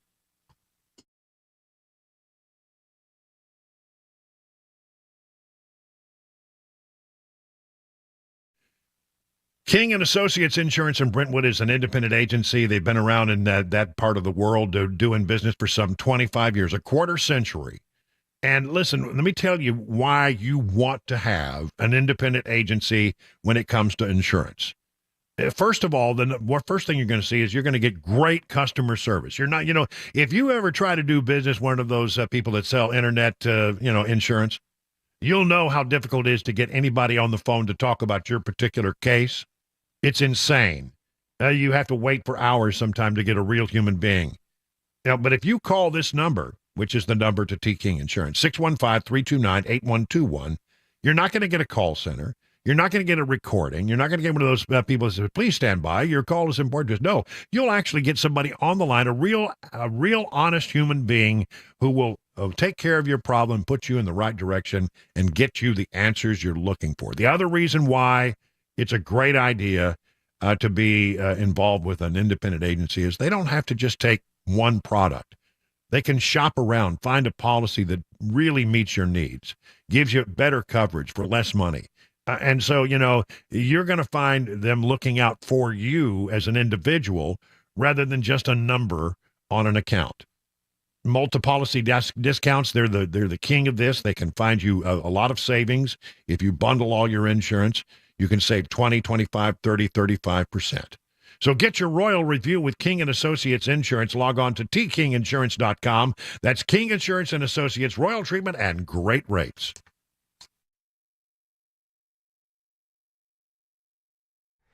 Hey folks, I'm Paul Winkler. One of the things I've been hearing a lot from people lately is the concern about the dollar crashing. And you'll see this out there on the internet all over the place, articles written about it. And the idea is that the Russian and Chinese, those countries are looking at getting together and creating their own currency that will compete against the US dollar as a reserve currency. Now, for many, many decades, there have been other currencies that have been trying to vie for that status. And there's a possibility that you're going to have some that are going to encroach on that a little bit. But is it that big of a thing to worry about? Well, number one, last year, the Chinese currency made up very little of any kind of world trade, number one. But what is it that's really going on underneath the surface? A lot of it is trying to sell you newsletters and investments that you probably ought to stay away from. For example, one of the things I see is, well, you ought to buy gold because the dollar's going to crash. And you see all of these commercials out there, and I say, well, wait a minute, wait. They're trying to get you to buy gold with your what? They're looking to take your dollars. If they really believe what they're saying, why would they take your dollars for their gold? Number one. Number two, how do you protect yourself against these valuation changes in various currencies? Well, let me explain it this way. Let's say that you had a currency called the clam. Okay, and you had a country that had one clam and you could exchange it for $1 at any one point in time. Let's say that that's the case. And you had a widget that was sold by this country and you could buy that widget in that country for one clam. So you take your $1, you exchange it for a clam, and then you got your widget. Now what if the dollar weakens? Well, what happens now, this clam is the same, right? Nothing different here. It's the same deal. But instead of $1, now it takes $2 to get the clam. Now, what happened? Your widget just doubled in price from your perspective as an American. Well, how do we use this to our advantage? As an investor, we want to make sure that we don't just myopically only focus on U.S. stocks. And that's a big mistake investors made from 2000 through 2010 and other periods in history, in the 1970s, the late 1980s, and so on and so forth. What we want to do is we want to make sure that we have good international diversification, because if the dollar weakens, then those international investments go up in value. So it's very, very important to know how globally diversified you really are as an investor. You want to learn more? Call us up for a free 15-minute consultation at paulwinkler.com, paulwinkler.com, and we'll walk you through what we do and see if we can be of help to you, the investor out there that is so often being sold things that they really don't need to be buying.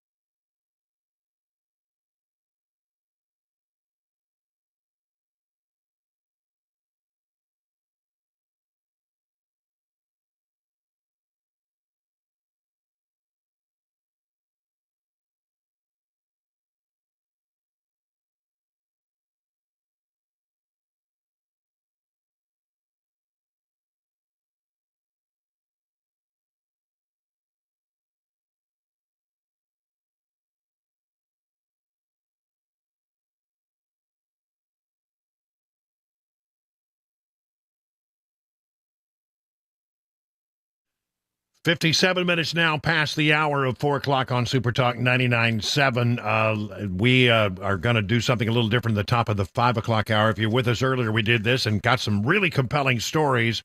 If you're out there right now within the sound of my voice and you had an actual experience on Saturday night with one of the passing storms, the tornado, the hail, whatever it was, we want you to call in and tell us your story. 615-737-9986. Let's see if we can get some interesting stories, because I'm going to tell you, if you've ever been through a tornado, you have a story to tell. I know I'll never forget mine, and I want to hear yours. 615-737-9986. Right now, 58 minutes past the hour of 4 o'clock on Super Talk 99.7 WTN. You know, now is the time to leave pain in 2023 and get on the right path. We want you to be pain-free in 2024 with help from the Wellness Institute of Nashville. The 2023 special is in its final month. I mean, this is the last month of 2023, and so next year there'll be a 2024 special, but you can save money right now by taking advantage of the 2023 special. You come in. If you're a new patient, you come in, you get diagnosed, you get treatment, your first treatment, and get it under your belt. They'll look at your x-rays or your MRIs or whatever you need, and then they will come up with a plan to make you feel better. And that first trip to the doc is only $23. Did you know that Dr. Mitchell and Dr. Ashley have had tremendous success in providing correct or missing findings from an MRI report? They can find you things that other people may have missed and then recommend a thoughtful, customized treatment plan. Have you had your MRI report explained to you in detail? If you're a new patient, bring in your MRI for analysis, or let Dr. Mitchell or Dr. Ashley do their own x-rays. Then you get your first treatment, again, for $23 if you're a new patient, with the state-of-the-art therapy and equipment. You are more than a number at the Wellness Institute of Nashville, and they care about helping you get pain-free. Here's the number. Write it down, 615-246-5009. Again, 615-246-5009. Learn more at painisbad.com.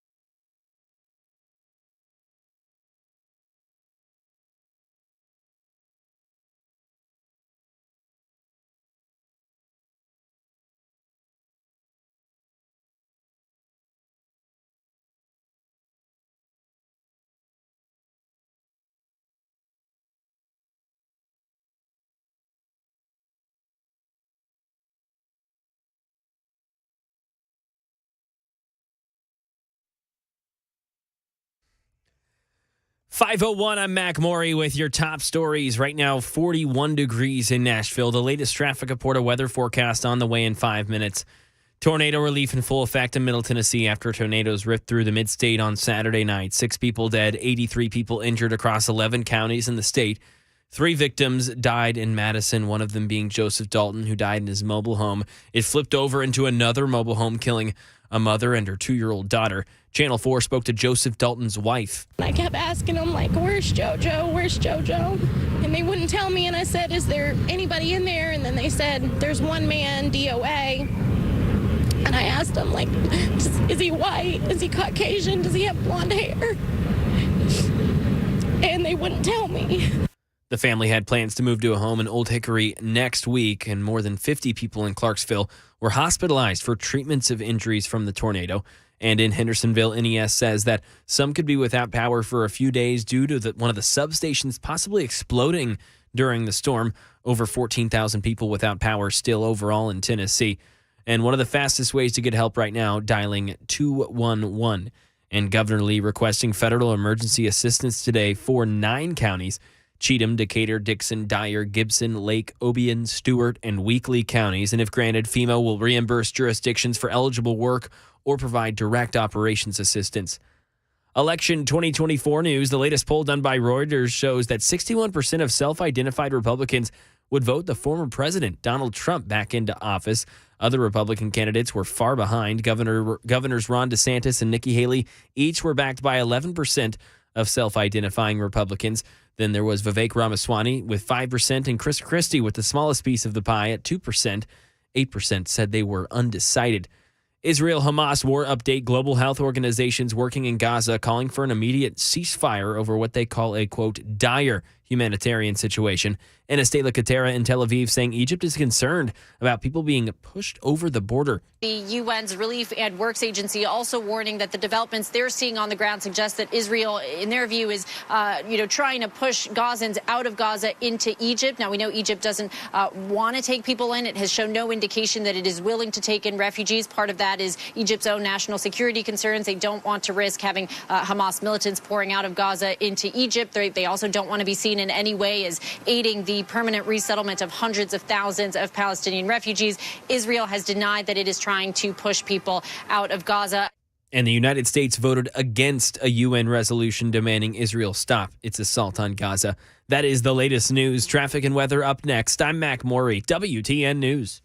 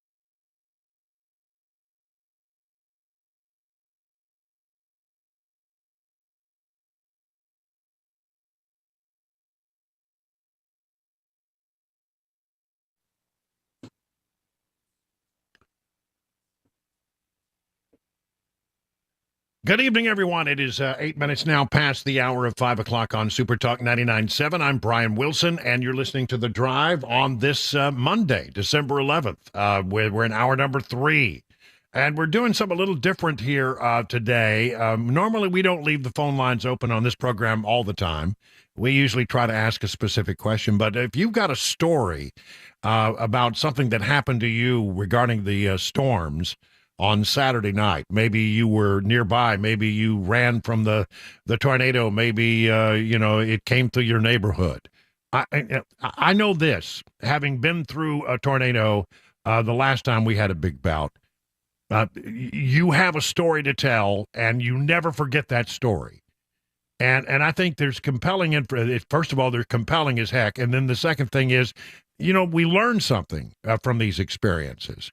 We learn something about what to do and what not to do when the next time a tornado comes your direction. You'll have the benefit of people who've been through it. So the phone lines are open at 615-737-9986. I'd love to, if you're within the sound of my voice and you had some interaction with one of these tornadoes or one of the storm, the hail, whatever it was, then give me a call. 615-737-9986. I want to hear your story. We got one guy already on the line. His name is Leland, and apparently had some interaction with the storm up in Gallatin. Leland, tell me your story. Yes, Jack, we were hit head on with that thing on Nichols Lane in Gallatin. It came down the road, and it took out the entire electrical grid on that road. But anyway, we survived it, and thank God we had very, very little damage, but there was some serious damage right around us, serious damage. But I'd like to just say this. I want to give a shout-out to those linemen. Yep. They have worked. We have not had power since that storm hit us Saturday night, and I have not one single word of complaint to offer. I am all praise. Those guys have worked in bitterly cold weather, everywhere from Lebanon up to Bowling Green, Kentucky. Those crews have been putting up poles and stringing wire, and they're my heroes, and that's what I wanted to share. Well, listen, you're Very absolutely serious right. moment. So tell me what it was like when it came through. How did you see it coming, or were you surprised by it? No, it was dark. We were listening to the local ABC station in Nashville. Yeah. And another shout out to that young lady who was the anchor, for lack of a better term, and she was tracking that thing, telling everybody specifically where it was. And when she announced that tornado was right over us, to take cover immediately, bam, right then, it hit us. Wow. And our house shook. We had moved into a small bathroom, a half bath in the interior of our home, and I could hear metal flying and debris and just very traumatic. It didn't last very long. I got up to go outside. I could see the power lines down, everything from trampolines to shingles to gutters in my yard. Yep. And couldn't tell how much damage till the next morning. But again, thank God we're safe. Our deepest condolences to those who lost lives and their families. But my heroes are those linemen out there, and I can't say enough for them. Thank you, Jack. Well, and let me add my sentiment to that as well. I heartily endorse what you just said. Those guys are out there. Those crews are working hard, and it's cold and it's bitter cold, and they just keep cranking away, because as soon as they get one thing up, there's another thing that needs to be repaired. And really, the vast. I want to make sure you understand that even though there was a big area that had no power, they have restored power to a large number of people. And it really, what they do is they start to work on the outside and in toward the core of where the heaviest damage is. And sometimes, when you lose poles or you lose substations, you lose transformers, it takes a while to replace that. And so, yeah, you're going to be without electricity, some of you, for maybe days and days. I mean, and some of the grid will have to be completely rebuilt. I saw, pictures on the news of the big power towers, the big ones that the big heavy transmission lines, they were down as well in some areas. So it's going to take a little while to get that fixed, but it is amazing. These people, they show up from other towns and other communities. They come in to help out our crews, and we do the same for them when they need our help. So they really are amazing, amazing people, and they're working long days. Jonah in Ashland City, you're up next on the drive. So, Jonah, what was your storm story? Well, my story is a praise report of sorts. I was home alone with my daughter, and I got the alerts on my telephone. And I went to her and I said, "Hey, Willa, if you hear the house shake or if I yell for you, meet me in the basement." So we had a plan, and didn't need to use that plan at all. Everything was cool. I never lost power, but I got calls checking on me all the way from Hawaii to Charleston, South Carolina, with people that knew that I was living here, and that was such a comforting thing to know that my friends were thinking about me and my family. And so I would submit to everyone that, keep those in mind, and I don't even know I didn't know it was that bad. You know what I mean? And I just said, Jesus, keep me safe in all my ways. And that was it. And he did. And we came through it unscathed. And this is a praise report. And I'm just so thankful that I don't have to go through what many of these families are going through this close to Christmas. It's just amazing. Yeah, your heart really goes out, and it is right next to Christmas. I remember covering it was a massive, I think it was, Category 5 back in the day, whatever the scale they were on, in Wichita Falls, Texas. One of the first times I ever covered a big tornado. And it was about this time of year, as a matter of fact. And one of the things that we found was that people said they lost their Christmas decorations. What happens in a tornado is a lot of times roofs get taken off, and where do people store their Christmas decorations? Up in the attic. And so they lost all their Christmas decorations. And so Christmas was very different for them. And, you can generally, if you lose things, most people have insurance, and you'll eventually, get that repaired. And you can rebuild a house. But you can't rebuild lives, and you can't replace those things like pictures and ornaments and things that have sentimental value, are sometimes the things that are so difficult to replace. And I will say this: I thought it was a great idea during my experience in Mount Juliet. The police department set up a place where if you found pictures like in the gutter or they'd landed in your backyard, you could take them to the police department, and they would put them up there and post pictures of them. And if you wanted to go by there, you could look and see if any of your pictures had been found someplace else. Really a lovely, lovely gesture and I think they reconnected people with some of their pictures for sure. Let's go to Wayne in Gallatin. Hey, Wayne, tell me your story. Well, my wife and I, we were at the bargain hunt, which is right there by the bowling alley. Yep. And we were inside, and everybody's phone simultaneously went off. Yep. With the weather alert. And I told my wife, I said, well, go ahead and get in checkout, and I'm going to walk outside. And I walked outside, and here's this big black cloud back off towards Nashville. And I was like, that does not look good. So she got checked out, and we threw our goodies in the car, and we took off down Gallatin Road, heading toward the house in Gallatin, and it was chasing us. If you looked at the route, it was right behind us pretty much the whole way. And we got home and got everything battened down, and it actually crossed over probably about a mile south of us, across Lock 4 Road when it came across the peninsulas there. Yep. Because we went down and about a mile down the road, and there was a bunch of houses that had been tore up. So, and this is like about the third or fourth tornado in the last 10 years that's been within a mile or so of our house. You know, I've heard people say that before, and I've actually looked at when we had the last tornado, they put the storm tracks of past tornadoes, and you know there are some places that they seem to gravitate there. It's the weirdest thing, but if you've had a tornado in your area, it would not be surprising to me that you would have another one some years later, because if you look at the tracks, they all. In fact, I think there's one place on the map where they all sort of intersected. So that's a very unlucky place to put a building, I would say. But listen, I'm glad you guys are okay. I'm glad you got home safely and got your goodies all taken care of before before the tornado came. You know, I was gonna just leave, but I needed my stuff from the grocery store. That's right.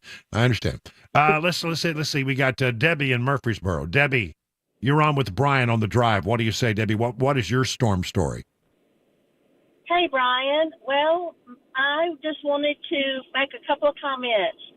First of all, about what you said about some geographical areas seem to have a propensity for drawing the tornadoes. I'm from the Atlanta area, and our neighborhood, our subdivision, was hit twice in 1 year with a tornado. Yeah. In Marietta, Georgia.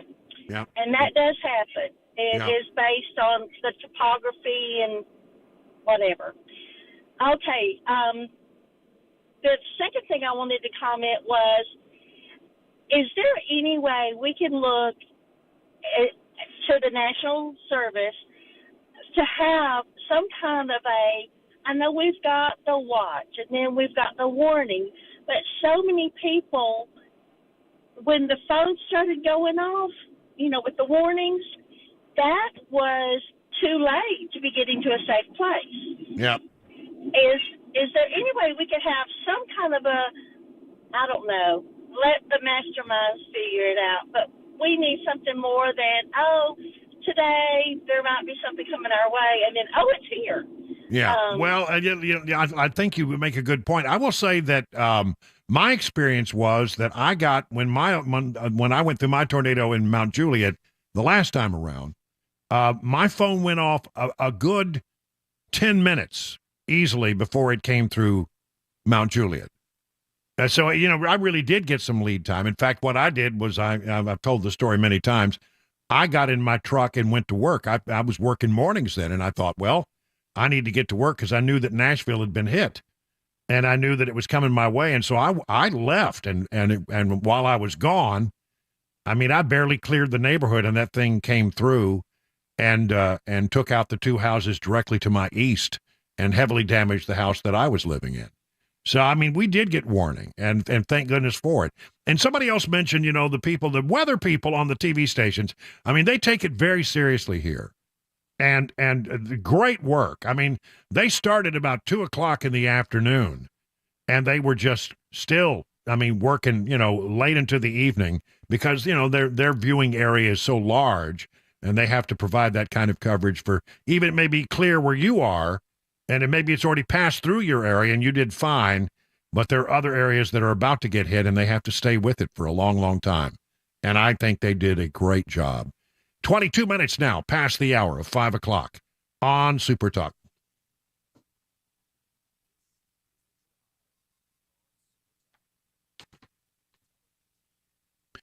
So how are you faring in the rough and tumble markets? Up and down, up and down, up and down. Well, the experts at Beacon Capital Management understand that can be a little scary, a little stressful, but here's the thing.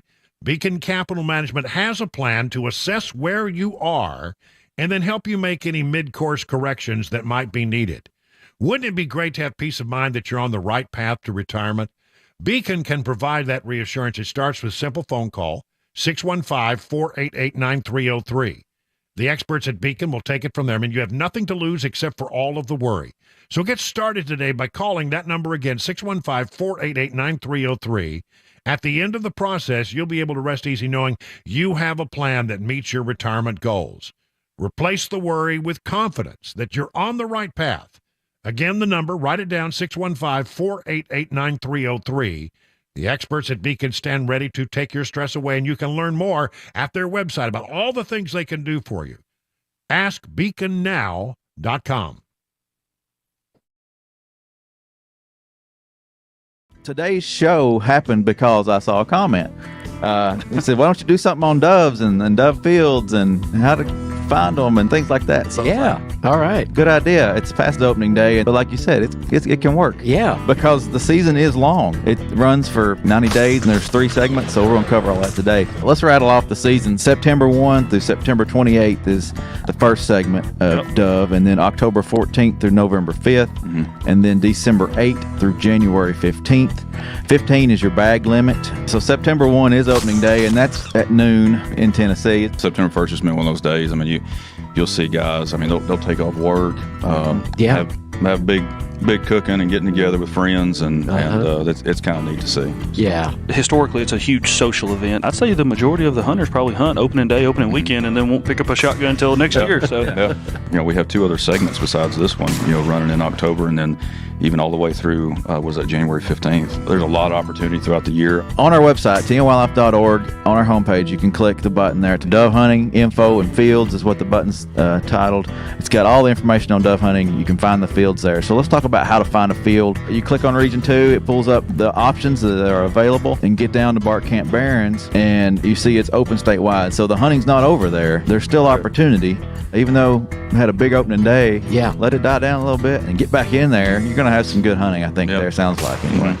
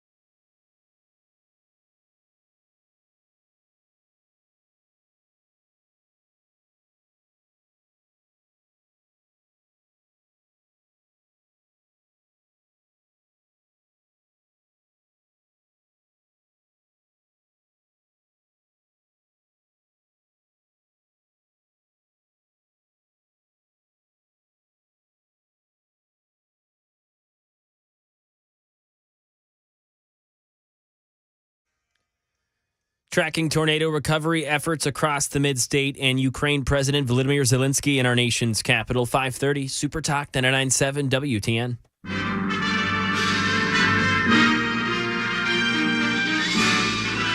Spanning the globe to bring you the constant variety of sport, the thrill of victory,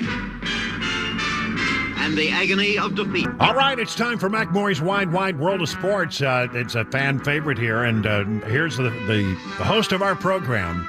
You know him, you love him, you can't live without him, Mac Morey. Mac, we got a little truncated time here today because of what we've been doing here with regards to the storm coverage, but we can't forget the fact that we got a big game tonight. Big game tonight, Monday Night Football for the Titans. Real quick before that, just some somber news, as I'm sure you've heard. Once famed tight end for the Tennessee Titans, Frank Wycheck, passed away on Sunday morning. Very, very sad news at the age of 52 years old. And he was once a coworker for lots of people here at the station over on our sister station with the Zone. Spent a lot of time there, learning how to be a broadcaster. So I know it's been more somber tones over there. So just want to send my best regards to Wycheck, the Titans, and of course any friends and family with Frank, because I know he was really loved in the community and with the organization. Highly respected, and thoughts and prayers to the family at this time of loss. Absolutely. And, obviously one of the most memorable plays in Titans history on that Music City Miracle with the lateral from Frank Wycheck. So he'll go down in history, and our thoughts and prayers are with him and with his family. So the Titans tonight, though, in his honor, I guess, have a chance to really live up to what Frank Wycheck was, which is a tough football player. They're going to have to be tough tonight in Miami against a heck of a team in the Miami Dolphins. This is a team that just likes to fly around. They have 4.3 speed everywhere. Two guys in Jalen Waddle and Tyreek Hill who rub sub 4.4s, and then their whole backfield is no matter who's running the football is going to be faster than any Titans defender out there. Tyreek Hill's on pace for 2,000 yards as a wide receiver. He could break the overall receiving record for a season this year, and frankly, he's got a good argument to be the most valuable player in all of football, even though that is usually a quarterback award. Tyreek Hill has seriously been that impactful for this team. So that's going to be the main guy to watch. Number 10 on the Dolphins offense. When the Titans are on defense, watch wherever he's going. They do more pre-snap motion than any other team in the league, which just means guys moving around before the ball's actually snapped. He's going to do that a lot. He does that more than any other player, specifically in the league. He's just going to be moving around because the whole defense is just watching him wherever he's going. And so it sets up for distractions. It sets up for some window dressing, whatever it may be.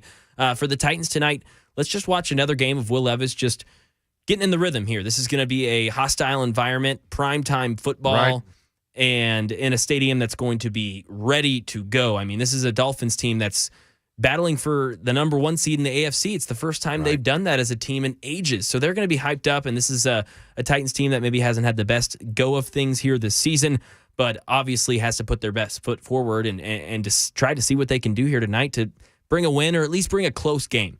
Well, let me say, I'm really just glad that you're here today. I thought after what I saw of the Kansas City game that you might not be able to rally today. I mean, wow, was that a play? And I mean, it would have been just a tremendous, way to end the game for Kansas City. But no.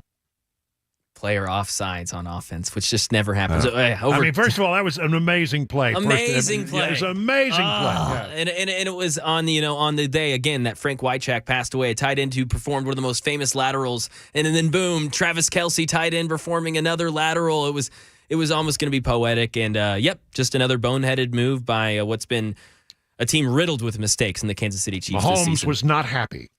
Yeah, let's say he was. Yeah, I think that's a generous way to say it. He was not pleased. All to right, say the least. We'll check in with you tomorrow again to see how the Titans did, and we'll do the post-game analysis tomorrow. Thank you, Mac. Appreciate it. It is now 5:30. Time for the news on Super Talk 99.7.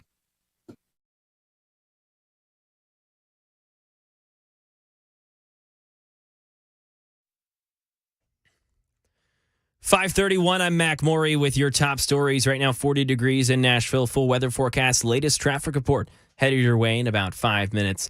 Tornado recovery efforts underway in the mid-state. Still over 14,000 people out of power, with NES workers still going at it hard at work. Channel 4's Lauren Lowry is in Madison off of Nesbitt Lane, where several people are without power. As the sun is going down here, we're still seeing the NES crews hard at work. Just moments before you came to me, I was seeing probably about 12 people who walked by just in the last few minutes. They were taking food to the workers, and then anyone else who's still on this road trying to get their last belongings before finding another warm place to sleep tonight. In Hendersonville, NES says that some could be without power for a few days due to one of the substations possibly exploding during that storm. Over 14,000 people now without power still in Tennessee, according to poweroutage.us. And then in Clarksville, more than 50 people hospitalized for treatment of injuries from the tornado. And if anyone needs help, one of the fastest ways to get that is by dialing 211. And then in the nation's capital, Ukraine's president is in Washington this week trying to help convince Congress that Russia could overrun his country without any additional military aid this month. Andy Field. The White House has made it clear to Congress that the Ukrainian aid bank account is nearly empty. We don't have too many more weeks left in this year to be able to provide security assistance. So I would fully expect that you're going to see us announce additional security assistance before the end of the month. National Security spokesman John Kirby previewing the president's visit with Ukrainian leader Zelensky Tuesday before Congress leaves for its holiday break. And that is the latest news. Traffic and weather next. I'm Mac Morey, WTN News.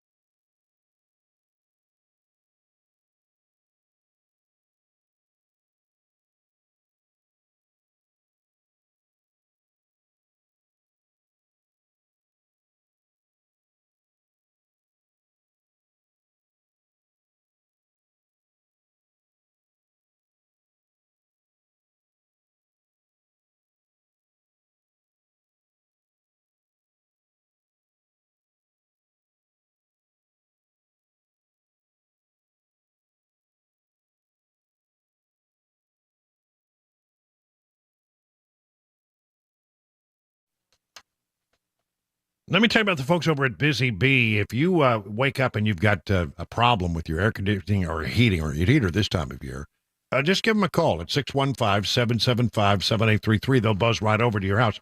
I have a personal story to tell. I mean, I woke up on Saturday morning and I didn't have any hot water. And I need my hot water. I'm not going to take a cold shower. And, had a big party planned for this weekend. So really needed to get that fixed right away. Went outside, found out that my 20-year-old water heater had completely failed. And so I called the folks, my good friends over at Busy Bee. I gave them the number. I called that very number, 775-7833. Do you know that I got them to come over and get that thing fixed and up and running? By noon, I had hot water. I mean, that's getting it done, right? And that's what see, you think, well, yeah, Brian, because, you do their commercials. No, I think this is their reputation. If you're in a bind and you say, man, I gotta get this fixed, they'll do everything. They'll move heaven and earth to get you back up and running. So listen, if you find yourself in a bind with your heating or your cooling or your plumbing, just do what I did. Call this number, 615-775-7833. Learn more about all the things they can do over there at Busy Bee by going to their website, busybeehvac.com.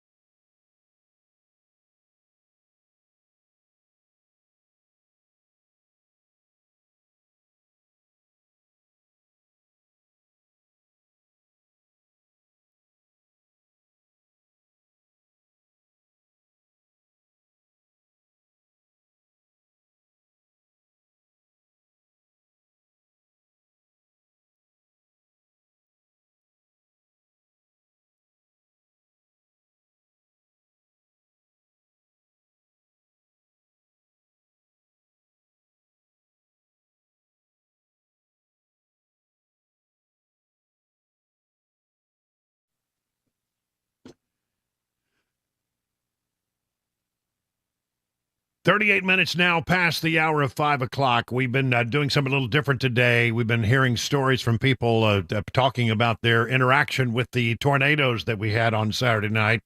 And we got a lot of damage in the area. It's going to take a while to clean it all up. But, I mean, having been through a tornado, I can tell you that you have a story if you've been through one. And, it will stick with you all of your life. And I think most of these stories are quite compelling. So we've opened up the phone lines at 615-737-9986 to hear some of these stories. Chris in Hendersonville's been standing by. He's been so patient while we took care of some other items. Chris, tell me your tornado story, because Hendersonville got hit pretty hard up there.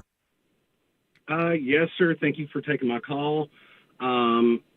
First, I want to say thank you to all of you for the reporting that you do, all of it, not just from the storms, but all of it. Well, thank you. And last night especially, yeah. Ken Weaver, I want to give a real big shout out to. Thank him so much. I hope he's listening, or somebody will at least tell him. But I was on my way home from my sister's house. We had taken my little nephew up to Buc-ee's that day, drove him up to Crossville, and got him home. And I was getting everybody dropped off there at my sister's house. And the storm, we started watching the lightning. It started dancing across the sky, which bugged me, and there wasn't a whole lot of thunder. So my wife wanted to go on across the street to the church because they were doing the big church performance because, Right. of course, part of the roof got taken off there last night. And they were there under the pews when that went on. But anyway, I dropped her off there, and I was like, I've seen it once. I'm okay. But anyway, and I was like, I'm just going to go on back to the house. Well, when I was on my way home, I mean, I'm noticing it pick up really good. Ken's on the radio giving some play-by-play. And right as I pulled into my parking lot at my apartments where I live, I was trying to get my phone out to put you on there so I could still hear you as walking in. Right. But the lights were already flickering. He had made the statement, and this is the biggest thing to me, and which is why I thank him. He had made the statement that, guys, it is kind of, I see it on the T-Dot camera. It's crossing over, 65 Vietnam vets, and it's headed right towards Hendersonville in that line right there.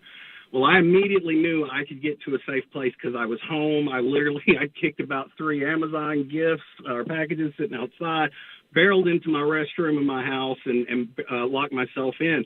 But I immediately, when I heard that, I went, oh, no, my son is at work, and he works at the oil change place up here, Take 5, which is like right across the street from where the biggest portion of the damage is. Right. And I called him immediately after I heard that and said, son, I just heard Ken on the radio. He said, it is literally coming this way. I said, I don't know if you're changing the car's oil right now. I don't know what you guys are doing. I said, but you stop. If there's a customer in there, I said, get out and get under that car, please. I'm almost in tears saying it. And he was like, well, I don't know, Dad. He's 22. You know how the young guys are. Yeah. He's like, oh, we're trying to get this finished up. Well, about that time, they heard something funny right when he hung the phone up with me, and even the customer was like, something's not right. And he said, well, my dad was like, jump down in here. And they did, and they rode the storm out. They had a little video, and it was rough. My son even, they left the doors open. That was the funny part of the story because the old wives' tale of letting the air go through, and he was afraid as small as the building was, it made more sense to let the air go through. Right. Thank God the building didn't collapse, but everything from the inside of the building. But he did have it was kind of funny. He had a coffee pot. He kept swearing that they had glass thrown over him, and most of them were saying no. But, of course, this morning they found where the coffee pot come in and hit him in the head and all. But oh, my. And then, of course, we straightened out from that. It was kind of a little ha-ha at that point since everybody calmed down. But I went and picked up my daughter-in-law that night because she was at work and she was afraid to drive home. And, of course, the mess because, I'm telling you, when he said that, I literally was standing at my window watching it, and I left for my house as soon as as soon as it seemed like it calmed a hair, and I talked to my son again because he was freaked out, of course. He's like, thank you, Dad, for telling us. But really, I want to mainly say thank you to Ken because, like I said, it was rough the rest of the night, trying to drive through debris to get my daughter-in-law on the other side of town. But the biggest thing is, it was obviously a God thing. My wife was there with my other child because my child performs in the orchestra there. So obviously God had a plan. But again, though, the biggest part of the plan to me, though, was thank you guys so much for doing the reporting you do because nobody else does the reporting like they should. Report what's going on, not what happened, what we think. You guys get it play by play, minute by minute. And like I said, my son ended up okay, but let's face it, though. Like I said, right across the street, the bowling alley, the party store, it's all destroyed right there. And again, it could have been my son, too. But again, thank you, guys. I know I'm getting long-winded, but thank you guys so much for doing what you do. And thank Ken, too, please. If he doesn't hear this, please somebody let him know. Thank you so much because that could have been my son's life. I'll tell you what I'll do. I'll have my producer here today is Mason Fleming. I'm going to have him take that clip and send it to Ken Weaver. And so I promise you, I appreciate that. He will get it. And you know what? Ken and Matt Murphy did a great job. I think Pamela Furr crashed the boards. But I'll tell you how good we are with doing this kind of stuff. If I could just pat ourselves on the back a little bit. is when I began to notice that it was getting bad, I went to my studio and said, well, I better get on and see if I can help out a little bit. We all, it's our instinct to crash the boards and to provide that kind of coverage when luckily many of us can do it from our homes as well as from the office. And when I got to my studio, all of the live circuits that we use for live remotes were all tied up. I couldn't get in if I wanted to because people had already beat me to the punch. Matt Murphy was from his house, and Ken was from his house, and we provided, I think, real valuable coverage. So I will pass that on to Ken, and I want to say kudos to Matt Murphy and to Ken Weaver and to Pamela Furr, who I think was on at some point during the night. I'll tell you a quick story though, and I'm embarrassed to tell the story now. Many people know, and I'd sort of been hinting at it, that way back a month ago, we scheduled our Christmas party at our house here at Stately Wilson Manor for Saturday night. And then, when we began to see that the weather was going to be a problem for a lot of people, I sent everybody a note and texted everybody who was coming. I said, don't worry, just come a little later because it looks like things will settle down, around 7, because the warnings were, supposed to be over for most of the area by 7. So I said, just come late. We'll stay late. We'll have a good time. And as it turned out, we did do that. A lot of people came late, and it worked out just fine. But Ken Weaver immediately said, no, I'm not leaving. I feel like I need to be here, and I'm not going to come. And I gave him, he said, I don't want to get out in the weather, and I just need to feel like I need to stay home. I said, okay. And I sort of chastised him. Imagine a guy from Oklahoma being a weather wimp. Well, he wasn't a weather wimp. He was doing his job. So I know he knows I was only kidding about that, but Ken Weaver did a great job. And so did Matt Murphy. And, it's one of the things about the people who work at this radio station is that they are dedicated to keeping the community informed. And so they were the guys who happened to be able to respond, and they did a fantastic job. As you just heard Chris talk there, it was one of those things where people really were getting information. And, and the TV weather people as well. Truly tremendous talent we have in this market with that regard. And, I just think that those people, especially the TV people, they come on at like 2 o'clock in the afternoon when the first thing started popping way out west, well before it got to Nashville. And they were still going, late into the evening. So that's a hard day when you're just constantly on, bringing hot, fresh information on the air. And so they did a great job, a really commendable job. But thank you, Chris, for that. I greatly appreciate it. Means a lot that we got that kind of help to you and your moment of need. And what a cool thing. If you're going to be somewhere with the tornado coming, one of those oil change places, because half of that building is underground, right? You had a great place to go. Fantastic. Well, let me just give you, while we have a moment or two left here, just to give you the numbers. We now are saying that there were perhaps as many as 13 tornadoes. Not all of these have been confirmed by the National Weather Service, but I feel like it's pretty likely that will be confirmed over 11 counties in Tennessee. Not all of them right here in our backyard, but many of them were. The National Weather Service will take several days to do their research, but they're now saying that the tornado that struck Clarksville was an EF3. The one that hit Madison was an EF2. I haven't heard about the Hendersonville and all of that, but Springfield, they had a tornado to deal with over there, and that was really quite something. So it's pretty amazing. We had in Clarksville, it's amazing, 971 buildings have been damaged or destroyed. About 271 of them, they say, very heavy damage. And about 339 had moderate damage. And so in Hendersonville, 10 to 20 buildings destroyed and 60 to 80 buildings heavily damaged. And so, there will be a more formal report. The best way, if you wanted to figure out exactly where the the pathway was, is to look at where the power is still out. And it's a very straight line. I saw a map where they had plotted all of the places where the power was still out, and it's an absolute straight line. And that's the path of the tornado. It's now 50 minutes past the hour of 5 o'clock on Super Talk.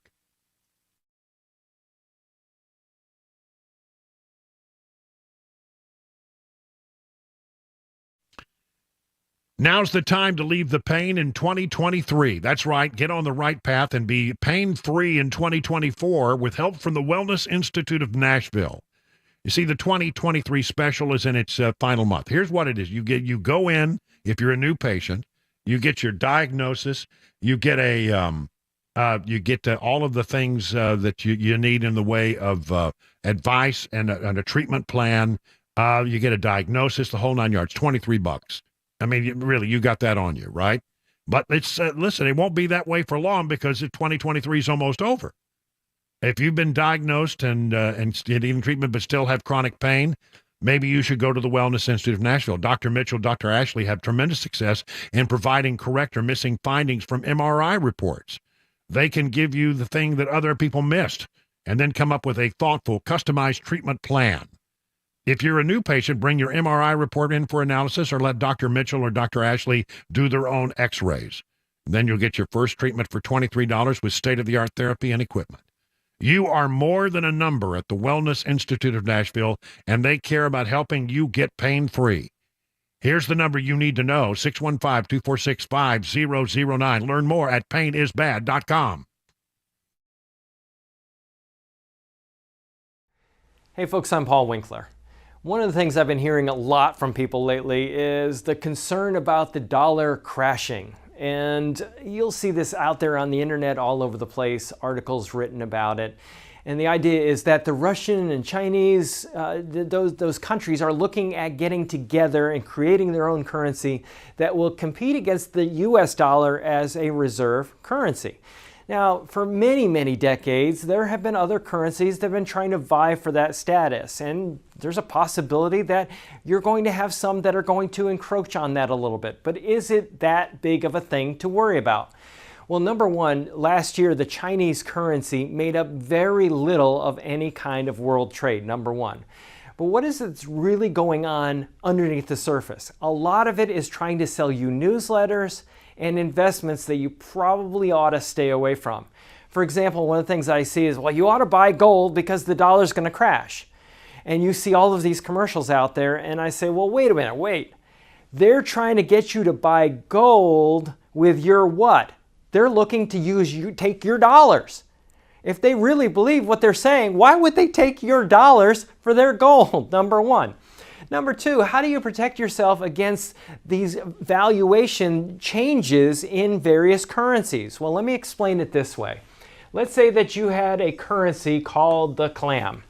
Okay, and you had a country that had one clam and you could exchange it for $1 at any one point in time. Let's say that that's the case.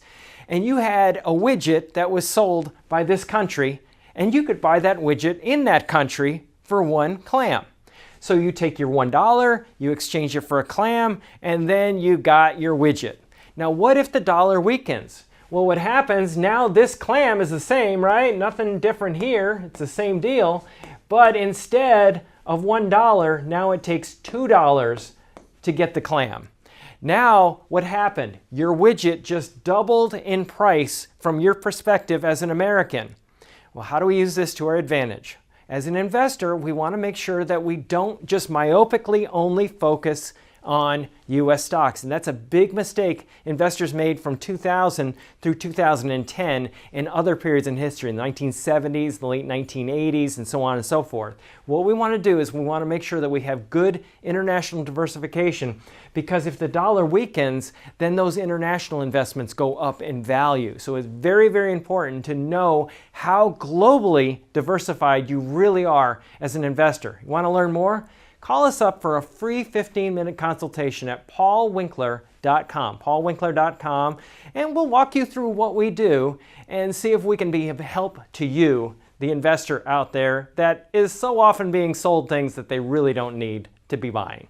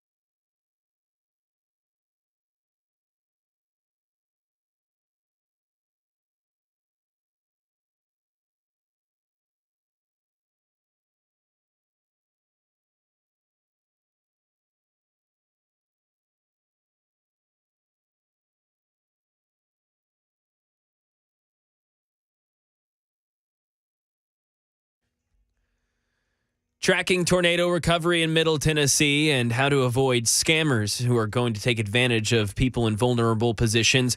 Ukrainian President Volodymyr Zelensky in our nation's capital, and some new polling numbers on this election 2024. We'll tell you all about it coming up 6 o'clock right here. Super Talk 99.7 WTN. All right. We probably should save this story or come back to it in another day, but I was just seeing this story about people's favorite and then least favorite Christmas songs. You know, and I have to say that several of my least favorite Christmas songs are on this list. Would you like to know what they are? Here we go. Number one, and it is insipid and it's everywhere. Mainly, I think people, it's annoying because it gets played so much. All I Want for Christmas Is You is number one. Number two, Alvin and the Chipmunk songs, Christmas Don't Be Late.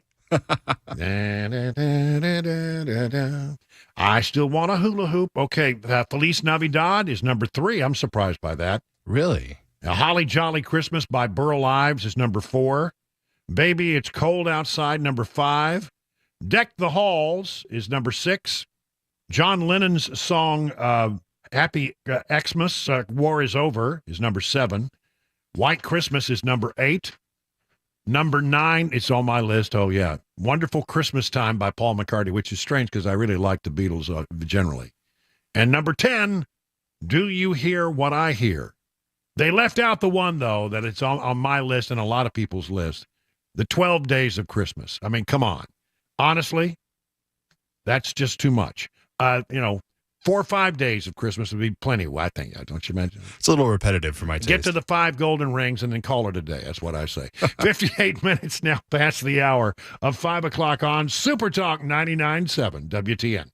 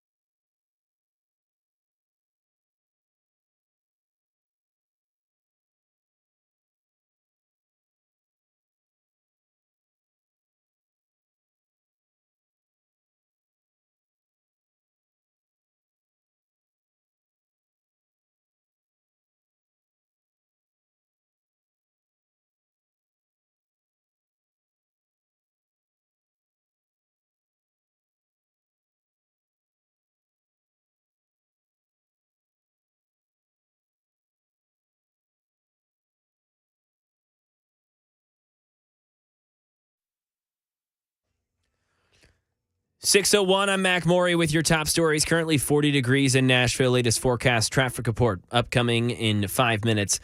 Tornado recovery in full motion here in Tennessee. 6 people confirmed to have died in the storms. 3 victims reported in Clarksville, 3 in Madison along Nesbitt Lane. In Madison, it was 37-year-old Joseph Dalton, 31-year-old Floridama Gabrielle Perez, and then 2-year-old Anthony Elmer Mendez, who died in the storm. Dalton's mobile home landed on top of Perez and her child's mobile home, which ended their lives. And in Clarksville, it was a 10-year-old boy named Arlen Burnham, 59-year-old Donna Allen, and 34-year-old Stephen Hayes. If you were affected by these storms or know someone who was, watch out for scammers looking to take advantage of anyone that's in a vulnerable position. Channel 4's Danielle Jackson talked with the BBB about this exact problem. Unfortunately, scammers will prey on storm victims under the guise of being a contractor or create a fake charitable organization to try to take your money, or they'll offer a fake service. First, what you want to do is contact your insurance company. Next, take pictures or videos of the interior or exterior of your home. Write out a log of all of the items that's damaged in your home as well. Then next, do your research on legitimate contractors or companies who can help you with rebuilding or fix any repairs. And in Montgomery County, still over 10,000 people without power. NES trying to get power poles back upright as quickly as possible. In our nation's capital, President Biden meeting with Ukrainian President Volodymyr Zelensky at the White House tomorrow. Karen Travers with details on why the White House says the trip comes at a critical time. The White House says President Biden invited Ukrainian President Zelensky to meet with him this week in Washington to underscore his administration's commitment to supporting Ukraine in its war against Russia. Zelensky's visit comes as the administration is ramping up the pressure on Congress to approve tens of billions of dollars in funding for Ukraine. National Security spokesman John Kirby told reporters on Air Force One the visit by Zelensky to the White House comes at, quote, exactly the right time. As winter approaches, we're seeing now increased missile and drone attacks by the Russian armed forces against civilian infrastructure.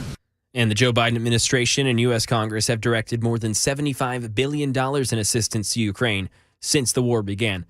Election 2024, the latest poll done by Reuters shows that 61% of self-identified Republicans would vote the former president Donald Trump back into office. Other Republican candidates were far behind. Governors Ron DeSantis and Nikki Haley each backed by 11% of self-identifying Republicans. And Vivek Ramaswamy had 5%, Chris Christie with 2%, and 8% of people said that they were still undecided. That is the latest news. Weather and traffic coming up next. I'm Mac Morey, WTN News.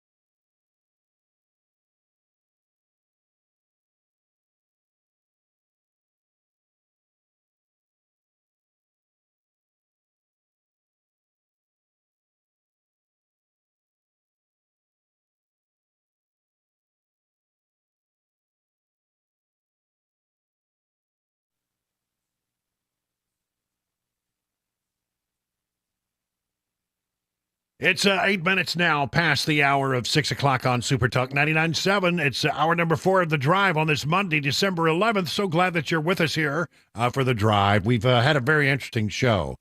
And some of these stories that we've heard today from people who went through the tornado on Saturday night or, nearly got hit by the tornado. I think one story just sort of like really hits me is that apparently the lady called in and said they were at church. And they were, they were all in church, I guess, for one of those church programs you have this time of year. And they knew that somebody was out there watching outside because they knew that the weather was getting bad. And so they sent somebody out to be the lookout. And then when it looked like the tornado was coming their way, they all jumped underneath the pew and the power went out. And she said, we heard people praying. It's not normally you don't hear people praying under a pew. It's usually they're sitting on the pews, but they were praying, and they said when the thing died down, and they went out, it's as if that tornado just jumped right over their church building, and left them intact, but hit literally less than a block away. So it's amazing, the randomness of these storms. But anyway, having done that now for the first 3 hours of our 4-hour show, I want to make sure that we also cover a lot of the news of the day. So we'll dedicate this hour to just doing the kinds of things that we normally do to bring you up to speed and keep you well aware of what's happening. We'll start with the 2024 update because there are some interesting new results in from polling data and other stuff that we need to talk about. So here we go. Let's have our, did it work? It didn't work. I don't know why. Well, anyway, imagine that the 2024 theme song is playing in the background. I don't know what happened there. We'll put our best people on it. Here's what I want you to know. We are, almost a month away before the first Iowa caucus. The Iowa caucus starts in January 15th.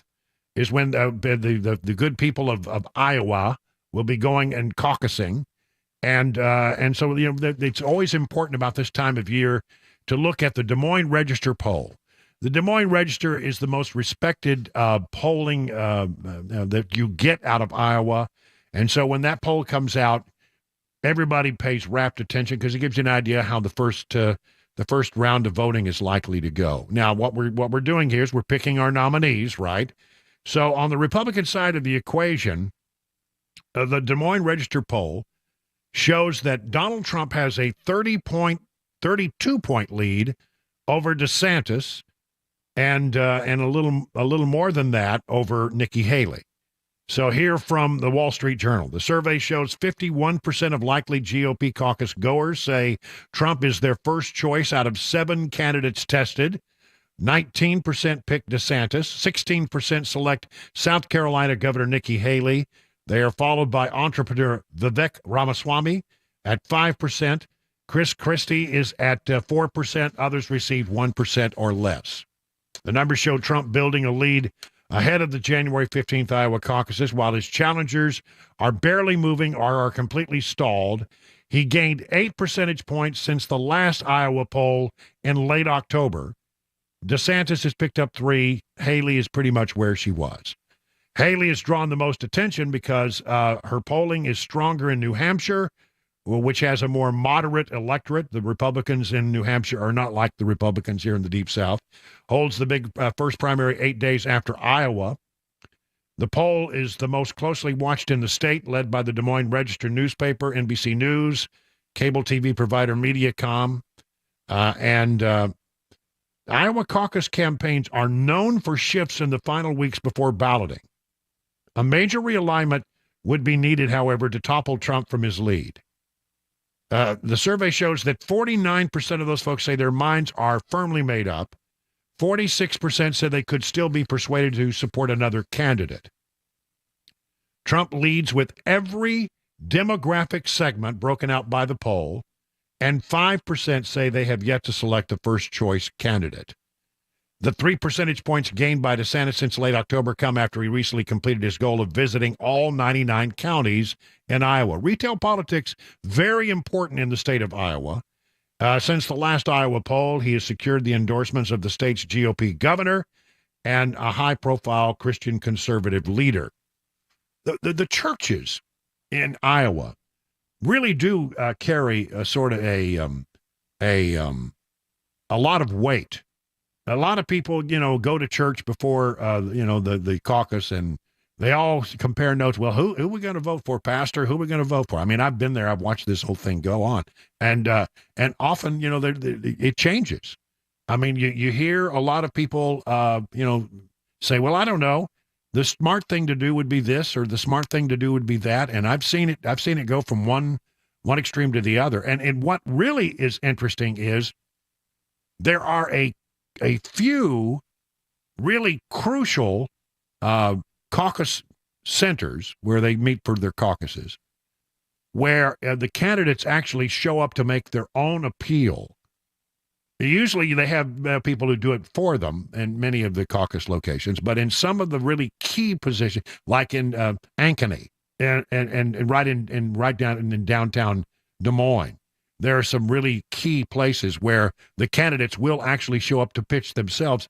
And even though they might not have been doing all that well beforehand, the fact that they come and make a personal appeal can really swing a lot of votes. I saw this happen with Marco Rubio firsthand. He comes in, makes a personal appeal. The room was leaning a different direction, but they all went for Rubio, or most of them did. So it's an interesting process, these caucuses. But right now, I would say this. It would take something really remarkable to overcome a 32-point lead. I mean, that would be really something. So the likely outcome here is in Iowa after the caucuses that Donald Trump will be in first place. But the question is, who comes in second? Is it going to be DeSantis? That's where the betting money would be, but still way behind. Would it be Haley? Haley has a good night in Iowa and then does well in New Hampshire. It might give her campaign a little jolt. But I mean, look, when you look at these numbers, it's hard to find a place where Trump isn't 20, 30, 40, 50 points ahead. So, yeah, heavy lift is what I would say. Here's an interesting story. I found this from the Daily Caller. This is basically, though, about a CNN poll. And this CNN poll is remarkable. I mean, I saw this and I said, wow, now that's something. And if you're a Democrat and you hear this information, you have got to be in a panic, absolute panic. Former President Donald Trump is leading President Joe Biden and if you say, okay, it's Trump versus Biden, and in Michigan, they ran that poll, Trump versus Biden, and guess what? Trump beats Biden in Michigan by 10 points, according to this CNN poll. That's pretty astonishing. Trump leads Biden by 10 points among registered voters in Michigan and by 5 points in Georgia, according to a CNN poll. Majorities of registered voters in both the swing states hold negative views of Biden's job performance and mental acuity ahead of potential 2024 matchup with Trump. The former president won both states in 2016. That's right. Make sure you understand that. Trump won both states in 2016 against Hillary Clinton, but lost Michigan and Georgia to Biden by about 2.8 and 0.3 points respectively. It's much closer in Georgia than it was in Michigan. Trump received a significant amount of support from voters who said they didn't cast a ballot in 2020, with the former president leading Biden by 26 points among the electorate in Georgia and 40 points in Michigan. I mean, clearly, right now, Democrats are remaining loyal to the current president of the United States. But, again, if you match Trump versus Biden in Michigan, Trump wins by 10 points. You can't win. I don't think there's a pathway to the right number of electoral votes without going through Michigan. So Democrats looking at this have got to be just beside themselves. A little bit more from the poll. You get into the internals. 35% of Michigan voters approve of Biden's job performance. 39% of people in Georgia approve. Majorities in both states said Biden doesn't have the policies they're looking for in a president, and 69% of voters in Michigan and 66% of voters in Georgia held negative views of the president's sharpness and stamina. That's the thing. They look at him and they say, look, he's just not there. He's a hollow president. He's really just, a shell of a man, shuffling through the motions. The poll comes after numerous national and swing state polls have found Trump leading by Biden in a hypothetical 2024 matchup. Trump currently leads Biden by 2.2 points, and the average, which, goes back a ways. Let me just say this also. I've looked at some of these numbers, and people wonder, well, Trump versus Biden, but that's not likely to be what we have here. We may have 4 candidates. You got RFK Jr. out there. You got these other Democrats are running. You may end up having a no labels party person show up before it's all over with. So, how does that all play out? Well, the way it looks to me, when you start adding candidates, you say, okay, let's do a 4-way matchup or a 5-way matchup. The amazing thing is, in most of the polls that I've seen, Trump's numbers get better. In other words, the other candidates take more from Biden than they do from Trump. Okay, here we go. This is a story from Mediaite. Odds may be stacked against her in the Republican primary, but should former South Carolina Governor Nikki Haley capture the nomination, a stunning new poll suggests the general election would be a cakewalk. According to a new poll from the Wall Street Journal on Saturday, Haley, in a hypothetical one-on-one matchup with Joe Biden, currently has a remarkable, I'm not making this up, 17-point lead. Should the matchup materialize and the margin hold, it would represent the largest winning general margin since 1984, when Reagan just creamed Walter Mondale by 18 points. It would be, as they say, a landslide. Now, why is that? You say, why is it, Trump wins by 4 or 5, but if you were to put, if the nominee were somehow to become, I don't think she can get the nomination, but if she were to get the nomination, the matchups show that she would pick up a lot of votes against Joe Biden. It would just annihilate Joe Biden. So why is that? Well, I'm going to tell you, you look at Trump and you say, well, where is Trump's strength and where is his weakness? The conservative base loves Trump. There's no doubt about it. Trump has a problem with moderate women and people who consider themselves independents. He's doing okay, much better than Biden's doing, but still, if you put Nikki Haley out there, she appeals to women voters, where Trump does not, and she appeals to moderates, because she is rather moderate governor of South Carolina. So she can grab that mushy middle in a way that Trump really can't. That's not to say that Trump's not going to get his fair share of independents, and you can't win without independents. Do you remember our lesson from last week? 30% Republican, 29% Democrat, 41% independents. That's the way the electorate is shaping up right now. So, if you can pick up a large number of independents, and Nikki Haley apparently would appeal to that group, it could be an absolute cakewalk. However, again, I just want to point out, the way it looks right now, there's no chance Nikki Haley's going to become the Republican nominee. But if she were, it would be something interesting. All right. We'll pick up some more news right after a break. It's 22 minutes past the hour of 6 o'clock.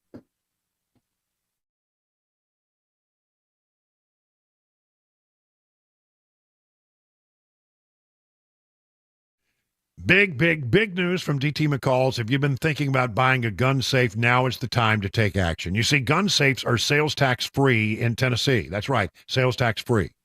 It's hunting season, so be sure to keep your gun safe when you're not in a tree stand with a gun safe from DT McCall's. DT McCall's is the largest Liberty Safe dealer in Tennessee, and the reason is free delivery and setup. Now, you may not know it, but others charge $500 at least for delivery and setup of the big models and $300 for the smaller models. DT McCall & Sons delivers every safe free every time period, never setup charge. Security is important these days, and gun safes can be used for valuables, cash, jewelry, important documents, wills, deeds, car titles, whatever you need to keep safe from theft or fire. So save some big bucks now on your gun safe when you shop at your local DT McCall's. Go to dtmccalls.com for locations and more information. Today's show happened because I saw a comment. He said, why don't you do something on doves and dove fields and how to find them and things like that. So yeah, all right. Good idea. It's past opening day, but like you said, it can work. Yeah. Because the season is long. It runs for 90 days and there's 3 segments, so we're going to cover all that today. Let's rattle off the season. September 1 through September 28th is the first segment of Dove, and then October 14th through November 5th, and then December 8th through January 15th. 15 is your bag limit. So September 1 is opening day, and that's at noon in Tennessee. September 1st has been one of those days. I mean, you'll see guys. I mean, they'll take off work. Have big cooking and getting together with friends, and it's kind of neat to see. Yeah. Historically, it's a huge social event. I'd say the majority of the hunters probably hunt opening day, opening weekend, and then won't pick up a shotgun until next year. So, we have 2 other segments besides this one. Running in October, and then even all the way through January 15th. There's a lot of opportunity throughout the year. On our website, tnwildlife.org, on our homepage, you can click the button there to dove hunting info and fields is what the button's titled. It's got all the information on dove hunting. You can find the fields there. So let's talk about how to find a field. You click on Region 2, it pulls up the options that are available, and get down to Bart Camp Barrens, and you see it's open statewide. So the hunting's not over there. There's still opportunity. Even though we had a big opening day, let it die down a little bit and get back in there. You're going to have some good hunting, I think, there, sounds like, anyway.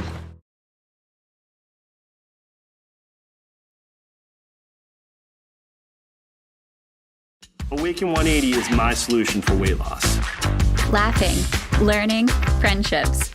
Not the words normally associated with trying to lose weight. But with Awaken 180, you're not trying. Weekly weight loss while gaining the tools to keep it off. Free support for life, friends for life. Learn how over 17,000 clients succeeded with the solution for weight loss. Awaken 180!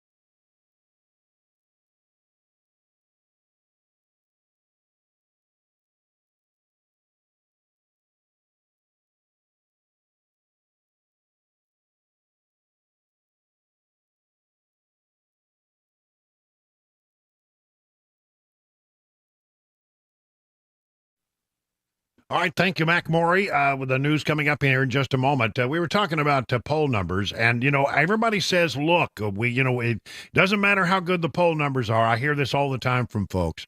What if there's cheating that goes on, or there's not voter integrity, then we don't have any chance at all. And I'm with you on that. I do think that Republicans have learned a lot, and one of the things I love about the way things are shaping up is that you're now you're hearing Republicans think like Democrats do when it comes to bundling votes or early voting and getting people to vote too early.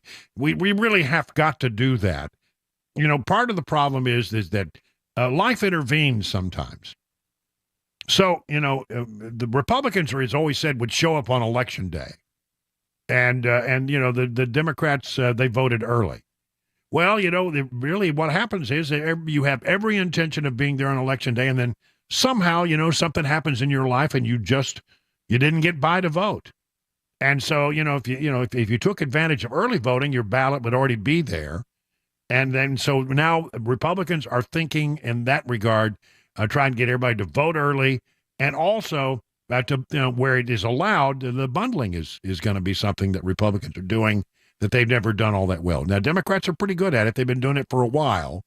So it will start a re-education process. But I think voting early is going to be, I generally don't like it. But I mean, if that's what it takes to win, then that's what we have to do, I suppose.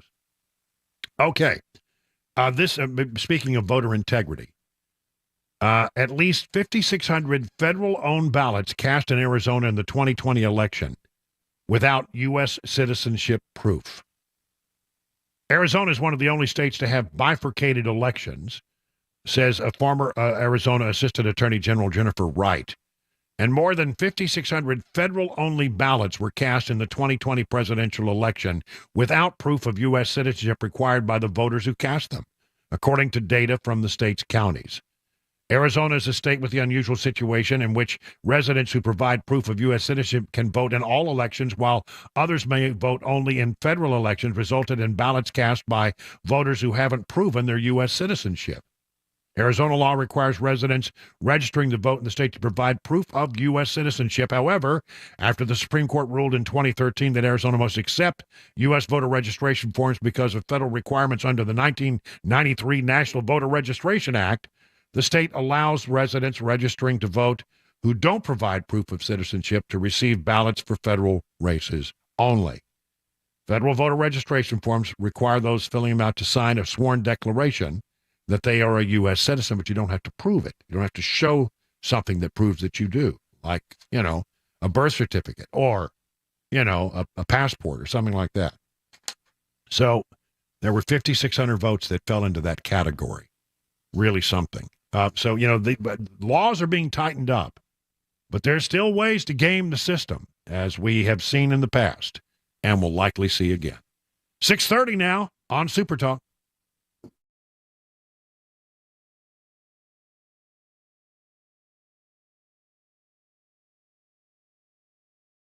.30, I'm Mac Maury with your top stories. Right now, 45 degrees, a clear night in Nashville. Full weather forecast, latest traffic report on the way. Tornadoes tore down homes all over the mid-state on Saturday, ending 6 people's lives, injuring several others. All 6 victims have now been identified. In Clarksville, it was a 10-year-old boy named Arlen Burnham, 59-year-old Donna Allen, and 34-year-old Stephen Hayes. And in Madison, it was 37-year-old Joseph Dalton, 31-year-old Floridima Gabrielle Perez, and 2-year-old Anthony Elmer Mendez, who died in the storm.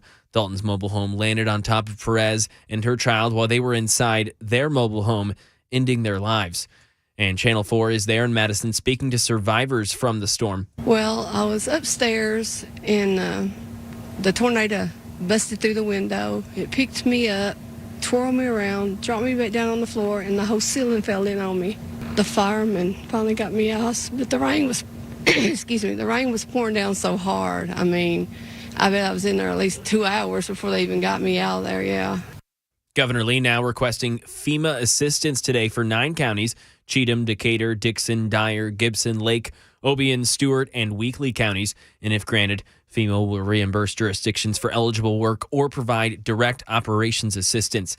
And now over to the money news. Daria Albinger lets us know how Wall Street closed out today. Stocks closed higher ahead of the Fed's final meeting of the year. The Dow rose 157 points, and Nasdaq closed up 29, and the S&P added 18 for the day. The Federal Reserve meets this week for the last time in 2023. The central bank has left interest rates alone after the last few meetings, and there's even talk of a cut in interest rates in the months to come. But Chair Jerome Powell said inflation is still a ways from the Fed's 2% target, and that at least one more increase is a possibility. The Fed will look at 2 pieces of important information ahead of its decision: the Consumer Price Index on Tuesday and the Producer Price Index, which measures inflation at the wholesale level, on Wednesday. An investor group is looking to buy landmark department store chain Macy's for $5.8 billion. Macy's, which also owns Bloomingdale's and cosmetics and spa chain Bluemercury, has closed hundreds of locations over the last few years. And that is the latest news. Traffic and weather next. I'm Mac Maury, WTN News.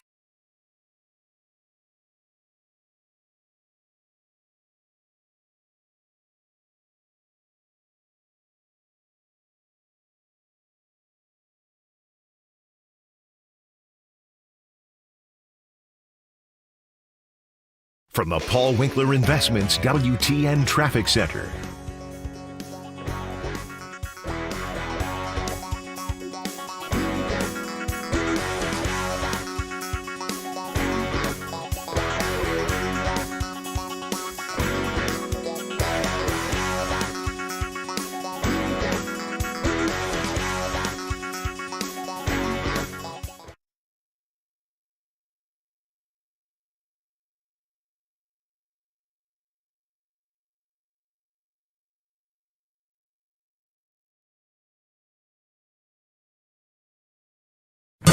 From the Beacon Capital Management Weather Center.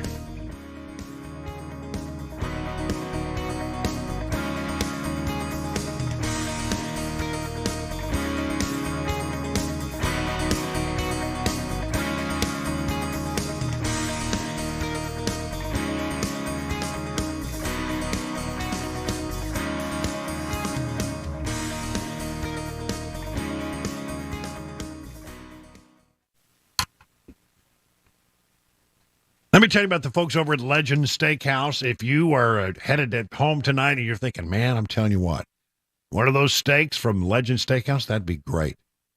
Listen, you need to drop on by and do that. By the way, on Monday, December 18th, if you do that, you can buy a $100 gift card and get an extra $25 gift card at no extra charge. Wow, what a deal. That's a lot of bang for your buck. You know, but beyond the wonderful steaks they serve at dinner and all the other things on their menu, you might want to think about going by there for lunch. Meat too. That's right. Meats include fried pork chops, Smoky Mountain meatloaf, fried catfish, slow-cooked pot roast with gravy, and 14 vegetables and casseroles to choose from. I mean, this is mom's kind of home cooking. In fact, all these recipes came from Johnny's mom. He borrowed the recipes over 30 years ago and just never gave them back. Legend Steakhouse has multiple locations across Middle Tennessee. The idea here is good food at a fair price, and that's what you'll get every time you go to a Legend Steakhouse. So listen, if you want to find out where they are, just go to legendsteakhouse.com for locations or maybe to order online. A local Tennessee company that's been in business for some 34 years. You're going to love your next visit to Legend Steakhouse. The IRS definitely ramped up operations since the pandemic slowed them down, and activity only increases from here. Hi, this is Lance Story with the Lance Story Law Firm. If you're currently under audit or you haven't paid your taxes in the past, now's the time to call the Lance Story Law Firm. The IRS has a published Taxpayer Bill of Rights, which says you have the right to retain legal representation because IRS problems are legal problems, and the Lance Story Law Firm focuses specifically on addressing IRS issues for our clients. It's all we do. We get out in front of the IRS, devise the best resolution plan, and work to make sure you're able to take advantage of every program you're qualified to receive. So before you send money to some out-of-town, high-pressure company, call the Lance Story Law Firm. We're local, located right here in Nashville. Or visit LanceDRURYLaw.com to schedule your free consultation with your local tax resolution law firm, the Lance Story Law Firm, 615-733-8168. The choice of a lawyer is an important decision and should not be based solely upon advertisements.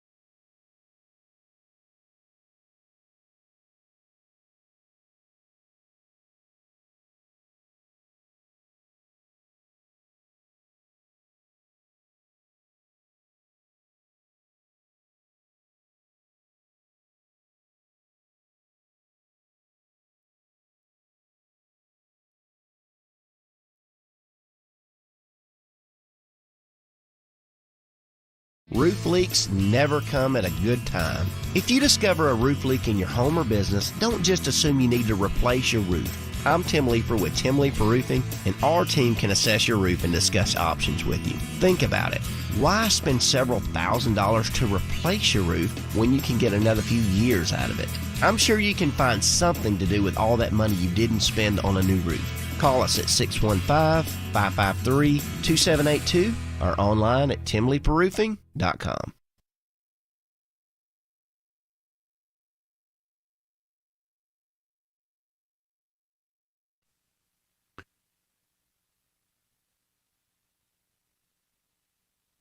It's 38 minutes now past the hour of 6 o'clock on Super Talk 99.7. I'm Brian Wilson. Hello, of our folks out there watching on Super Talk TV. That's right. We see you looking at us. We're glad you're there. We got a lot of people who told me they watched Super Talk TV when we were over at our event last Thursday night in Mount Juliet at the Cedar Creek Marina. That was a heck of a deal. Good turnout, good crew, and good food, by the way. I had a good time.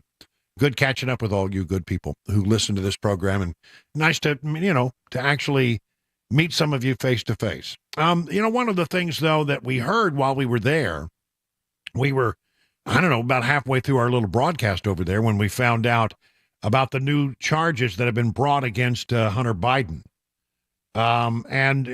These are tax evasion charges, and I read somewhere where if you get a conviction and you went to the full extent of the law, Hunter Biden could spend 17 years behind bars. Now, I don't think he's going to spend 1 minute behind bars. I really don't. But, at least the law would permit that if he were to be found guilty.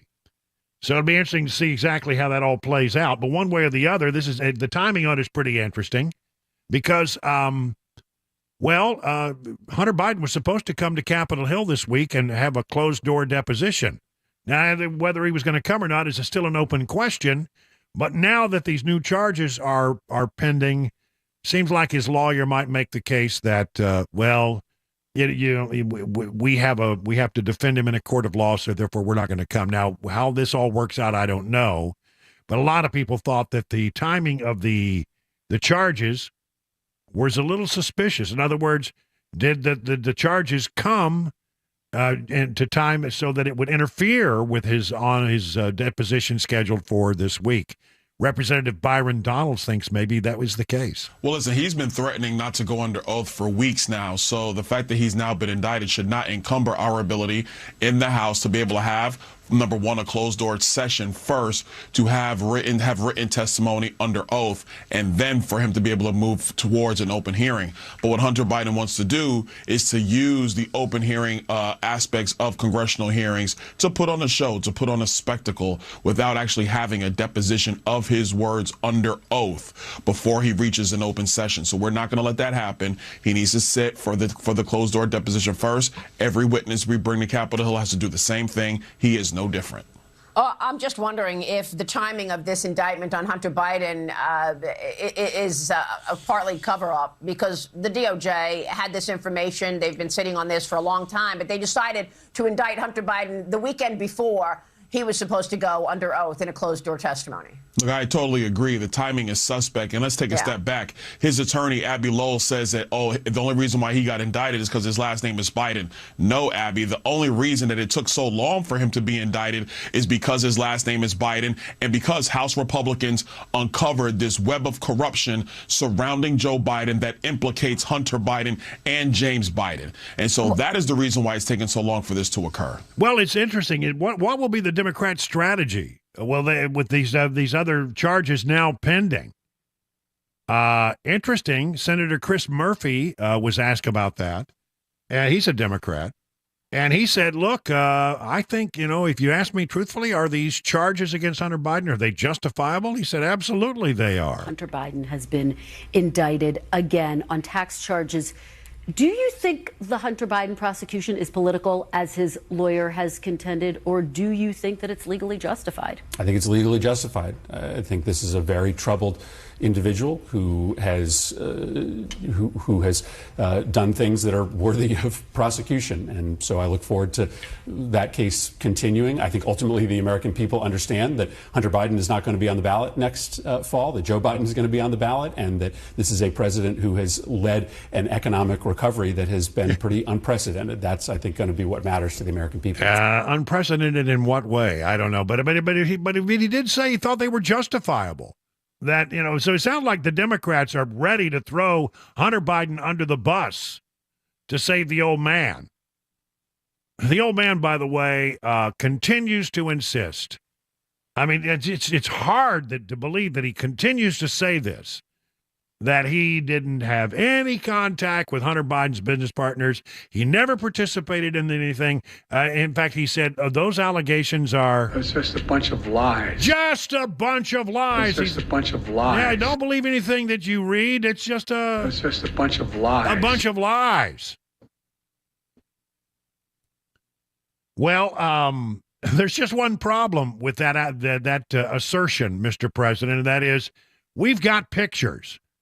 The Wayback Machine has pictures. Some of them came from Hunter Biden's laptop. Some of them have, came from other places. We know about dinners where you met with many of the business associates that Hunter Biden was scamming for money. You say, well, I didn't do anything. Well, I mean, you know what?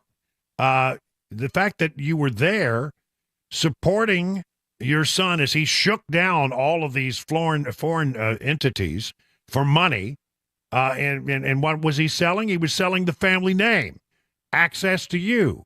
And there you are having dinner down at Cafe Milano. There you are on a golf outing. There you are giving a tour at the White House back when you were vice president. But, don't believe your lying eyes because, those allegations... It's just a bunch of lies. Just a bunch of lies, he says. I mean, I'm telling you, this guy, it's one of two things. Number one, he's just telling a whopper, just deny, or he's forgotten. And neither of these things is good. One is potentially worse than the other. So, look, he can't make that case. And this is going to blow back on him in a big way. By the way, we know that former Vice President, now President Joe Biden, had some anonymous email accounts or bogus email accounts when he was using to do business to keep to try to hide the things he was doing and the communications he was having from the archives people. But we found out about the sort of the secret email accounts. That's right, secret email accounts. And so the House Oversight Committee has been trying to get to them. After a review of documents, the National Archive says it will turn over 1,799 pages, 1,800 pages of emails and attachments requested by Comer. It comes to some 62,210 pages. And one of the House Republicans' main reason for going forward with a vote of impeachment has been that the administration and NARA were stonewalling for their request for documents and information. Now NARA has agreed to turn over an extensive trove of documents, but they ask that Comer protect such information from public disclosure as they include personal information. There are two other requests Comer made that he claims the agency has not complied with, one on August 30th, one on September 6th. So the question is, have these 1,799 emails, have they been scrubbed? Because, the Democrats have, they've got some people pretty good at scrubbing this stuff. Ask Hillary Clinton and her people. She's got experts at it. She knows how to do it. But we'll see. They're going to get some of them, and we'll interested to see if they'll get more. Turning to other news that you may find interesting, let me talk about a little Supreme Court thing. Special counsel Jack Smith, who is investigating President Trump's federal 2020 election criminal case. Did he try to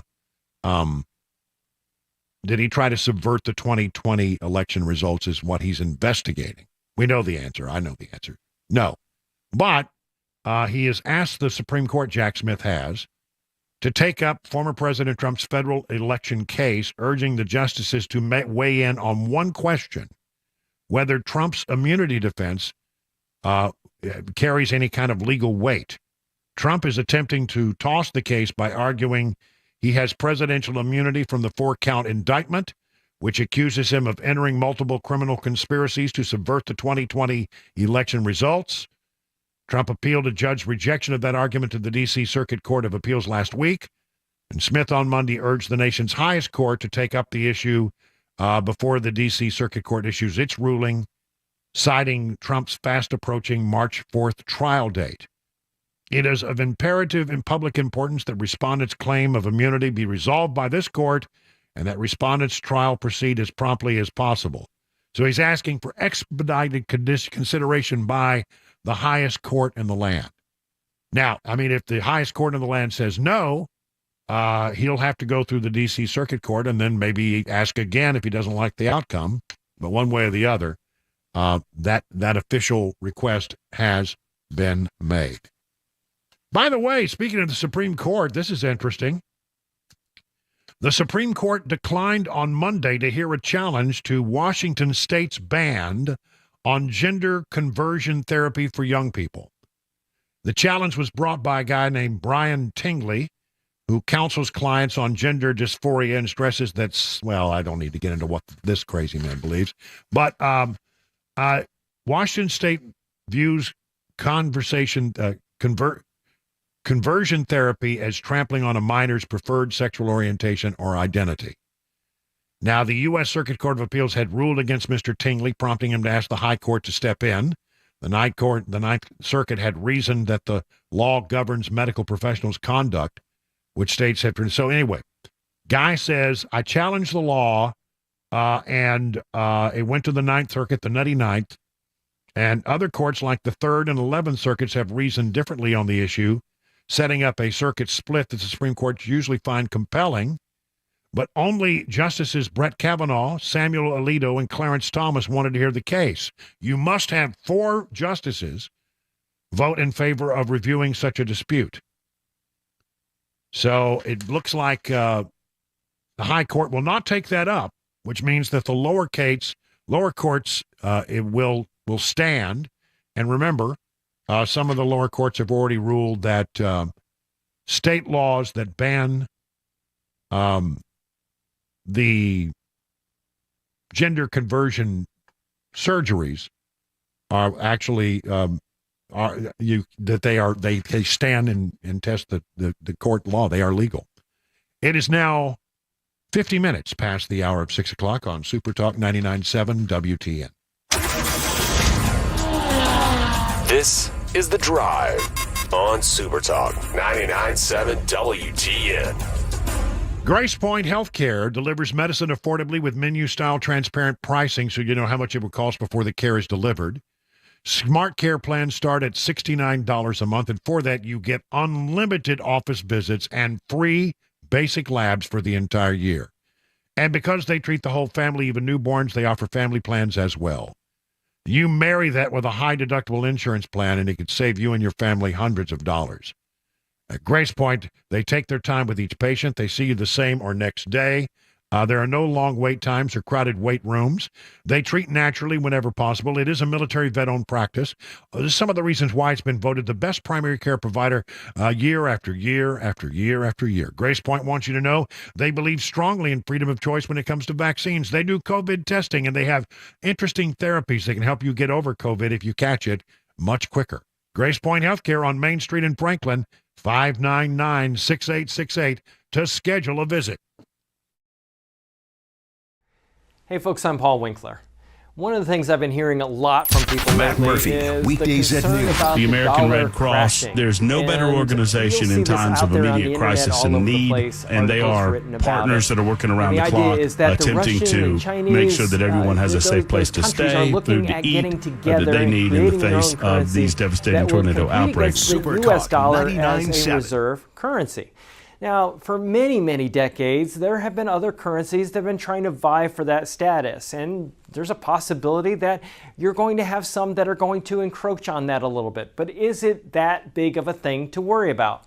Well, number one, last year the Chinese currency made up very little of any kind of world trade, number one. Do you have stomach problems, bloating after eating, constipation, embarrassing gas problems, running to the restroom after eating, avoid going places? Why live this way? Something can be done about it. A safe, natural, stabilizing approach to healing your digestive system. No medication that may have harmful side effects. Listen to how this helps Martha. I had stomach issues and felt bloated and They're tired trying all the to get time you to with buy low energy. gold I had very bad with acid your reflux what? and couldn't they're eat looking very to much use without you, having take your bad dollars. flare-ups. I now feel great. If they My really stomach believe what issues they're are saying, gone. why I've would they lost take weight your and have a dollars lot of for energy. their My goal? acid Number reflux one. is totally gone Number with two, no medication. how do you protect I feel yourself so much against better. Hello, I'm these Dr. Brian Foley, valuation Advanced Clinical changes Nutritionist in DC. various Why currencies? live with Well, let me digestive explain it problems this when there's way. a safe, Let's say that natural, you had a stabilizing currency approach to called healing the your clam. digestive system Okay, with no and you medications had a that country may have that had long-lasting one harmful clam, side and you effects. could Now exchange only it $69 for this radio $1 special. at The any normal one fee point is in time. Let's say that's the $179. case. Call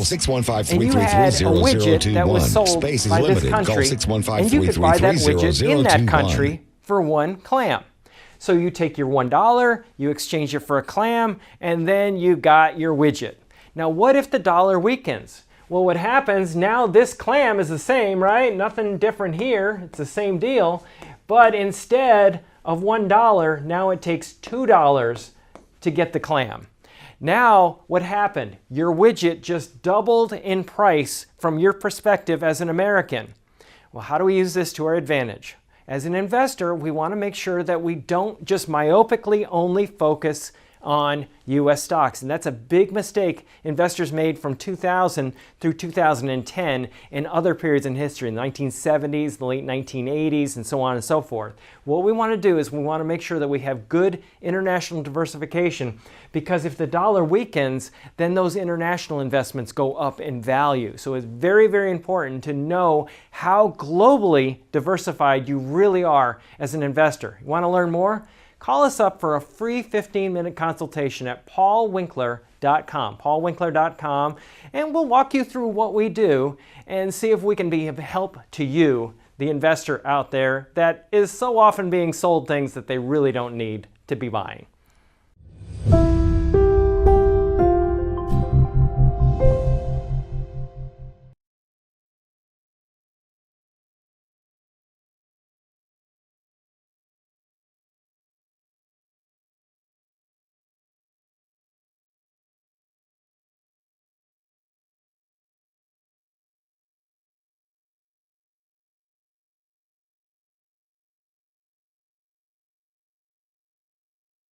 I think it's time to get rid of that old, ugly garage door. Get rid of it? All it needs is a quick repair. This is Dan Watkins with All Four Seasons Garage and Entry Doors, and let us be the ones to tell you if you need a repair or a replacement. If you have a wooden or uninsulated steel door, a replacement will always pay for itself with energy savings. But if your door is insulated and not very old, let us come out to service your door the right way. Check us out today at fourseasonsgarages.com or call us at 615-274-8419.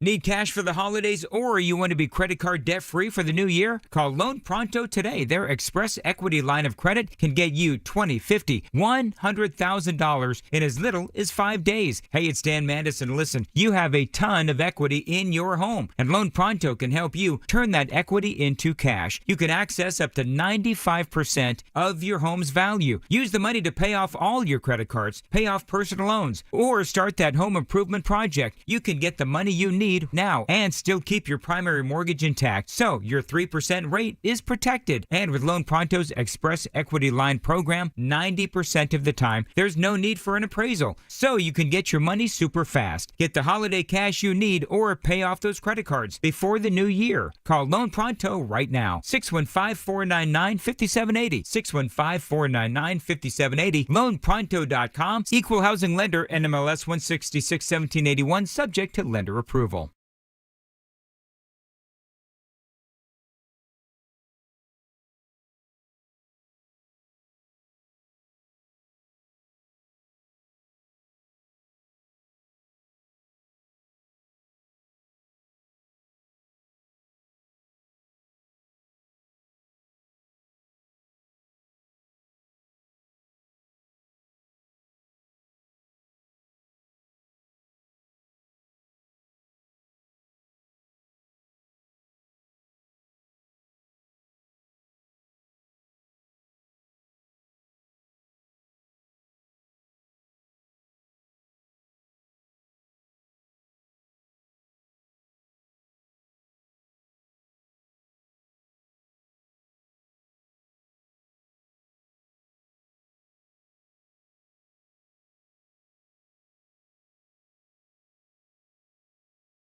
Did you know untreated sleep apnea can cause major damage to your health, major damage to your marriage, major damage to your happiness? Hey, friends, it's Matt Murphy for the Dr. Poss Sleep Apnea and TMJ Solutions Center. If you've been diagnosed with sleep apnea and cannot wear a CPAP, Dr. Poss has an answer for you with a custom-made mouthpiece to help you sleep better, breathe better, snore less. Sleepiness can cause major issues in your life, and Dr. Poss has the highest qualifications that you can have in dental sleep medicine to help you successfully battle your sleep apnea. Dr. Poss is in medical networks with most PPOs and TRICARE for the military, and he wants to talk to you. Go to Dr. Poss's website at drposs.com. That's drposs.com. Now is the time. If you've met your deductible and want to get better sleep, call now before the year is gone, and you'll have a new deductible. It's drposs.com. That's drposs.com for better sleep today with Dr. Poss and the Sleep Apnea and TMJ Solution Center.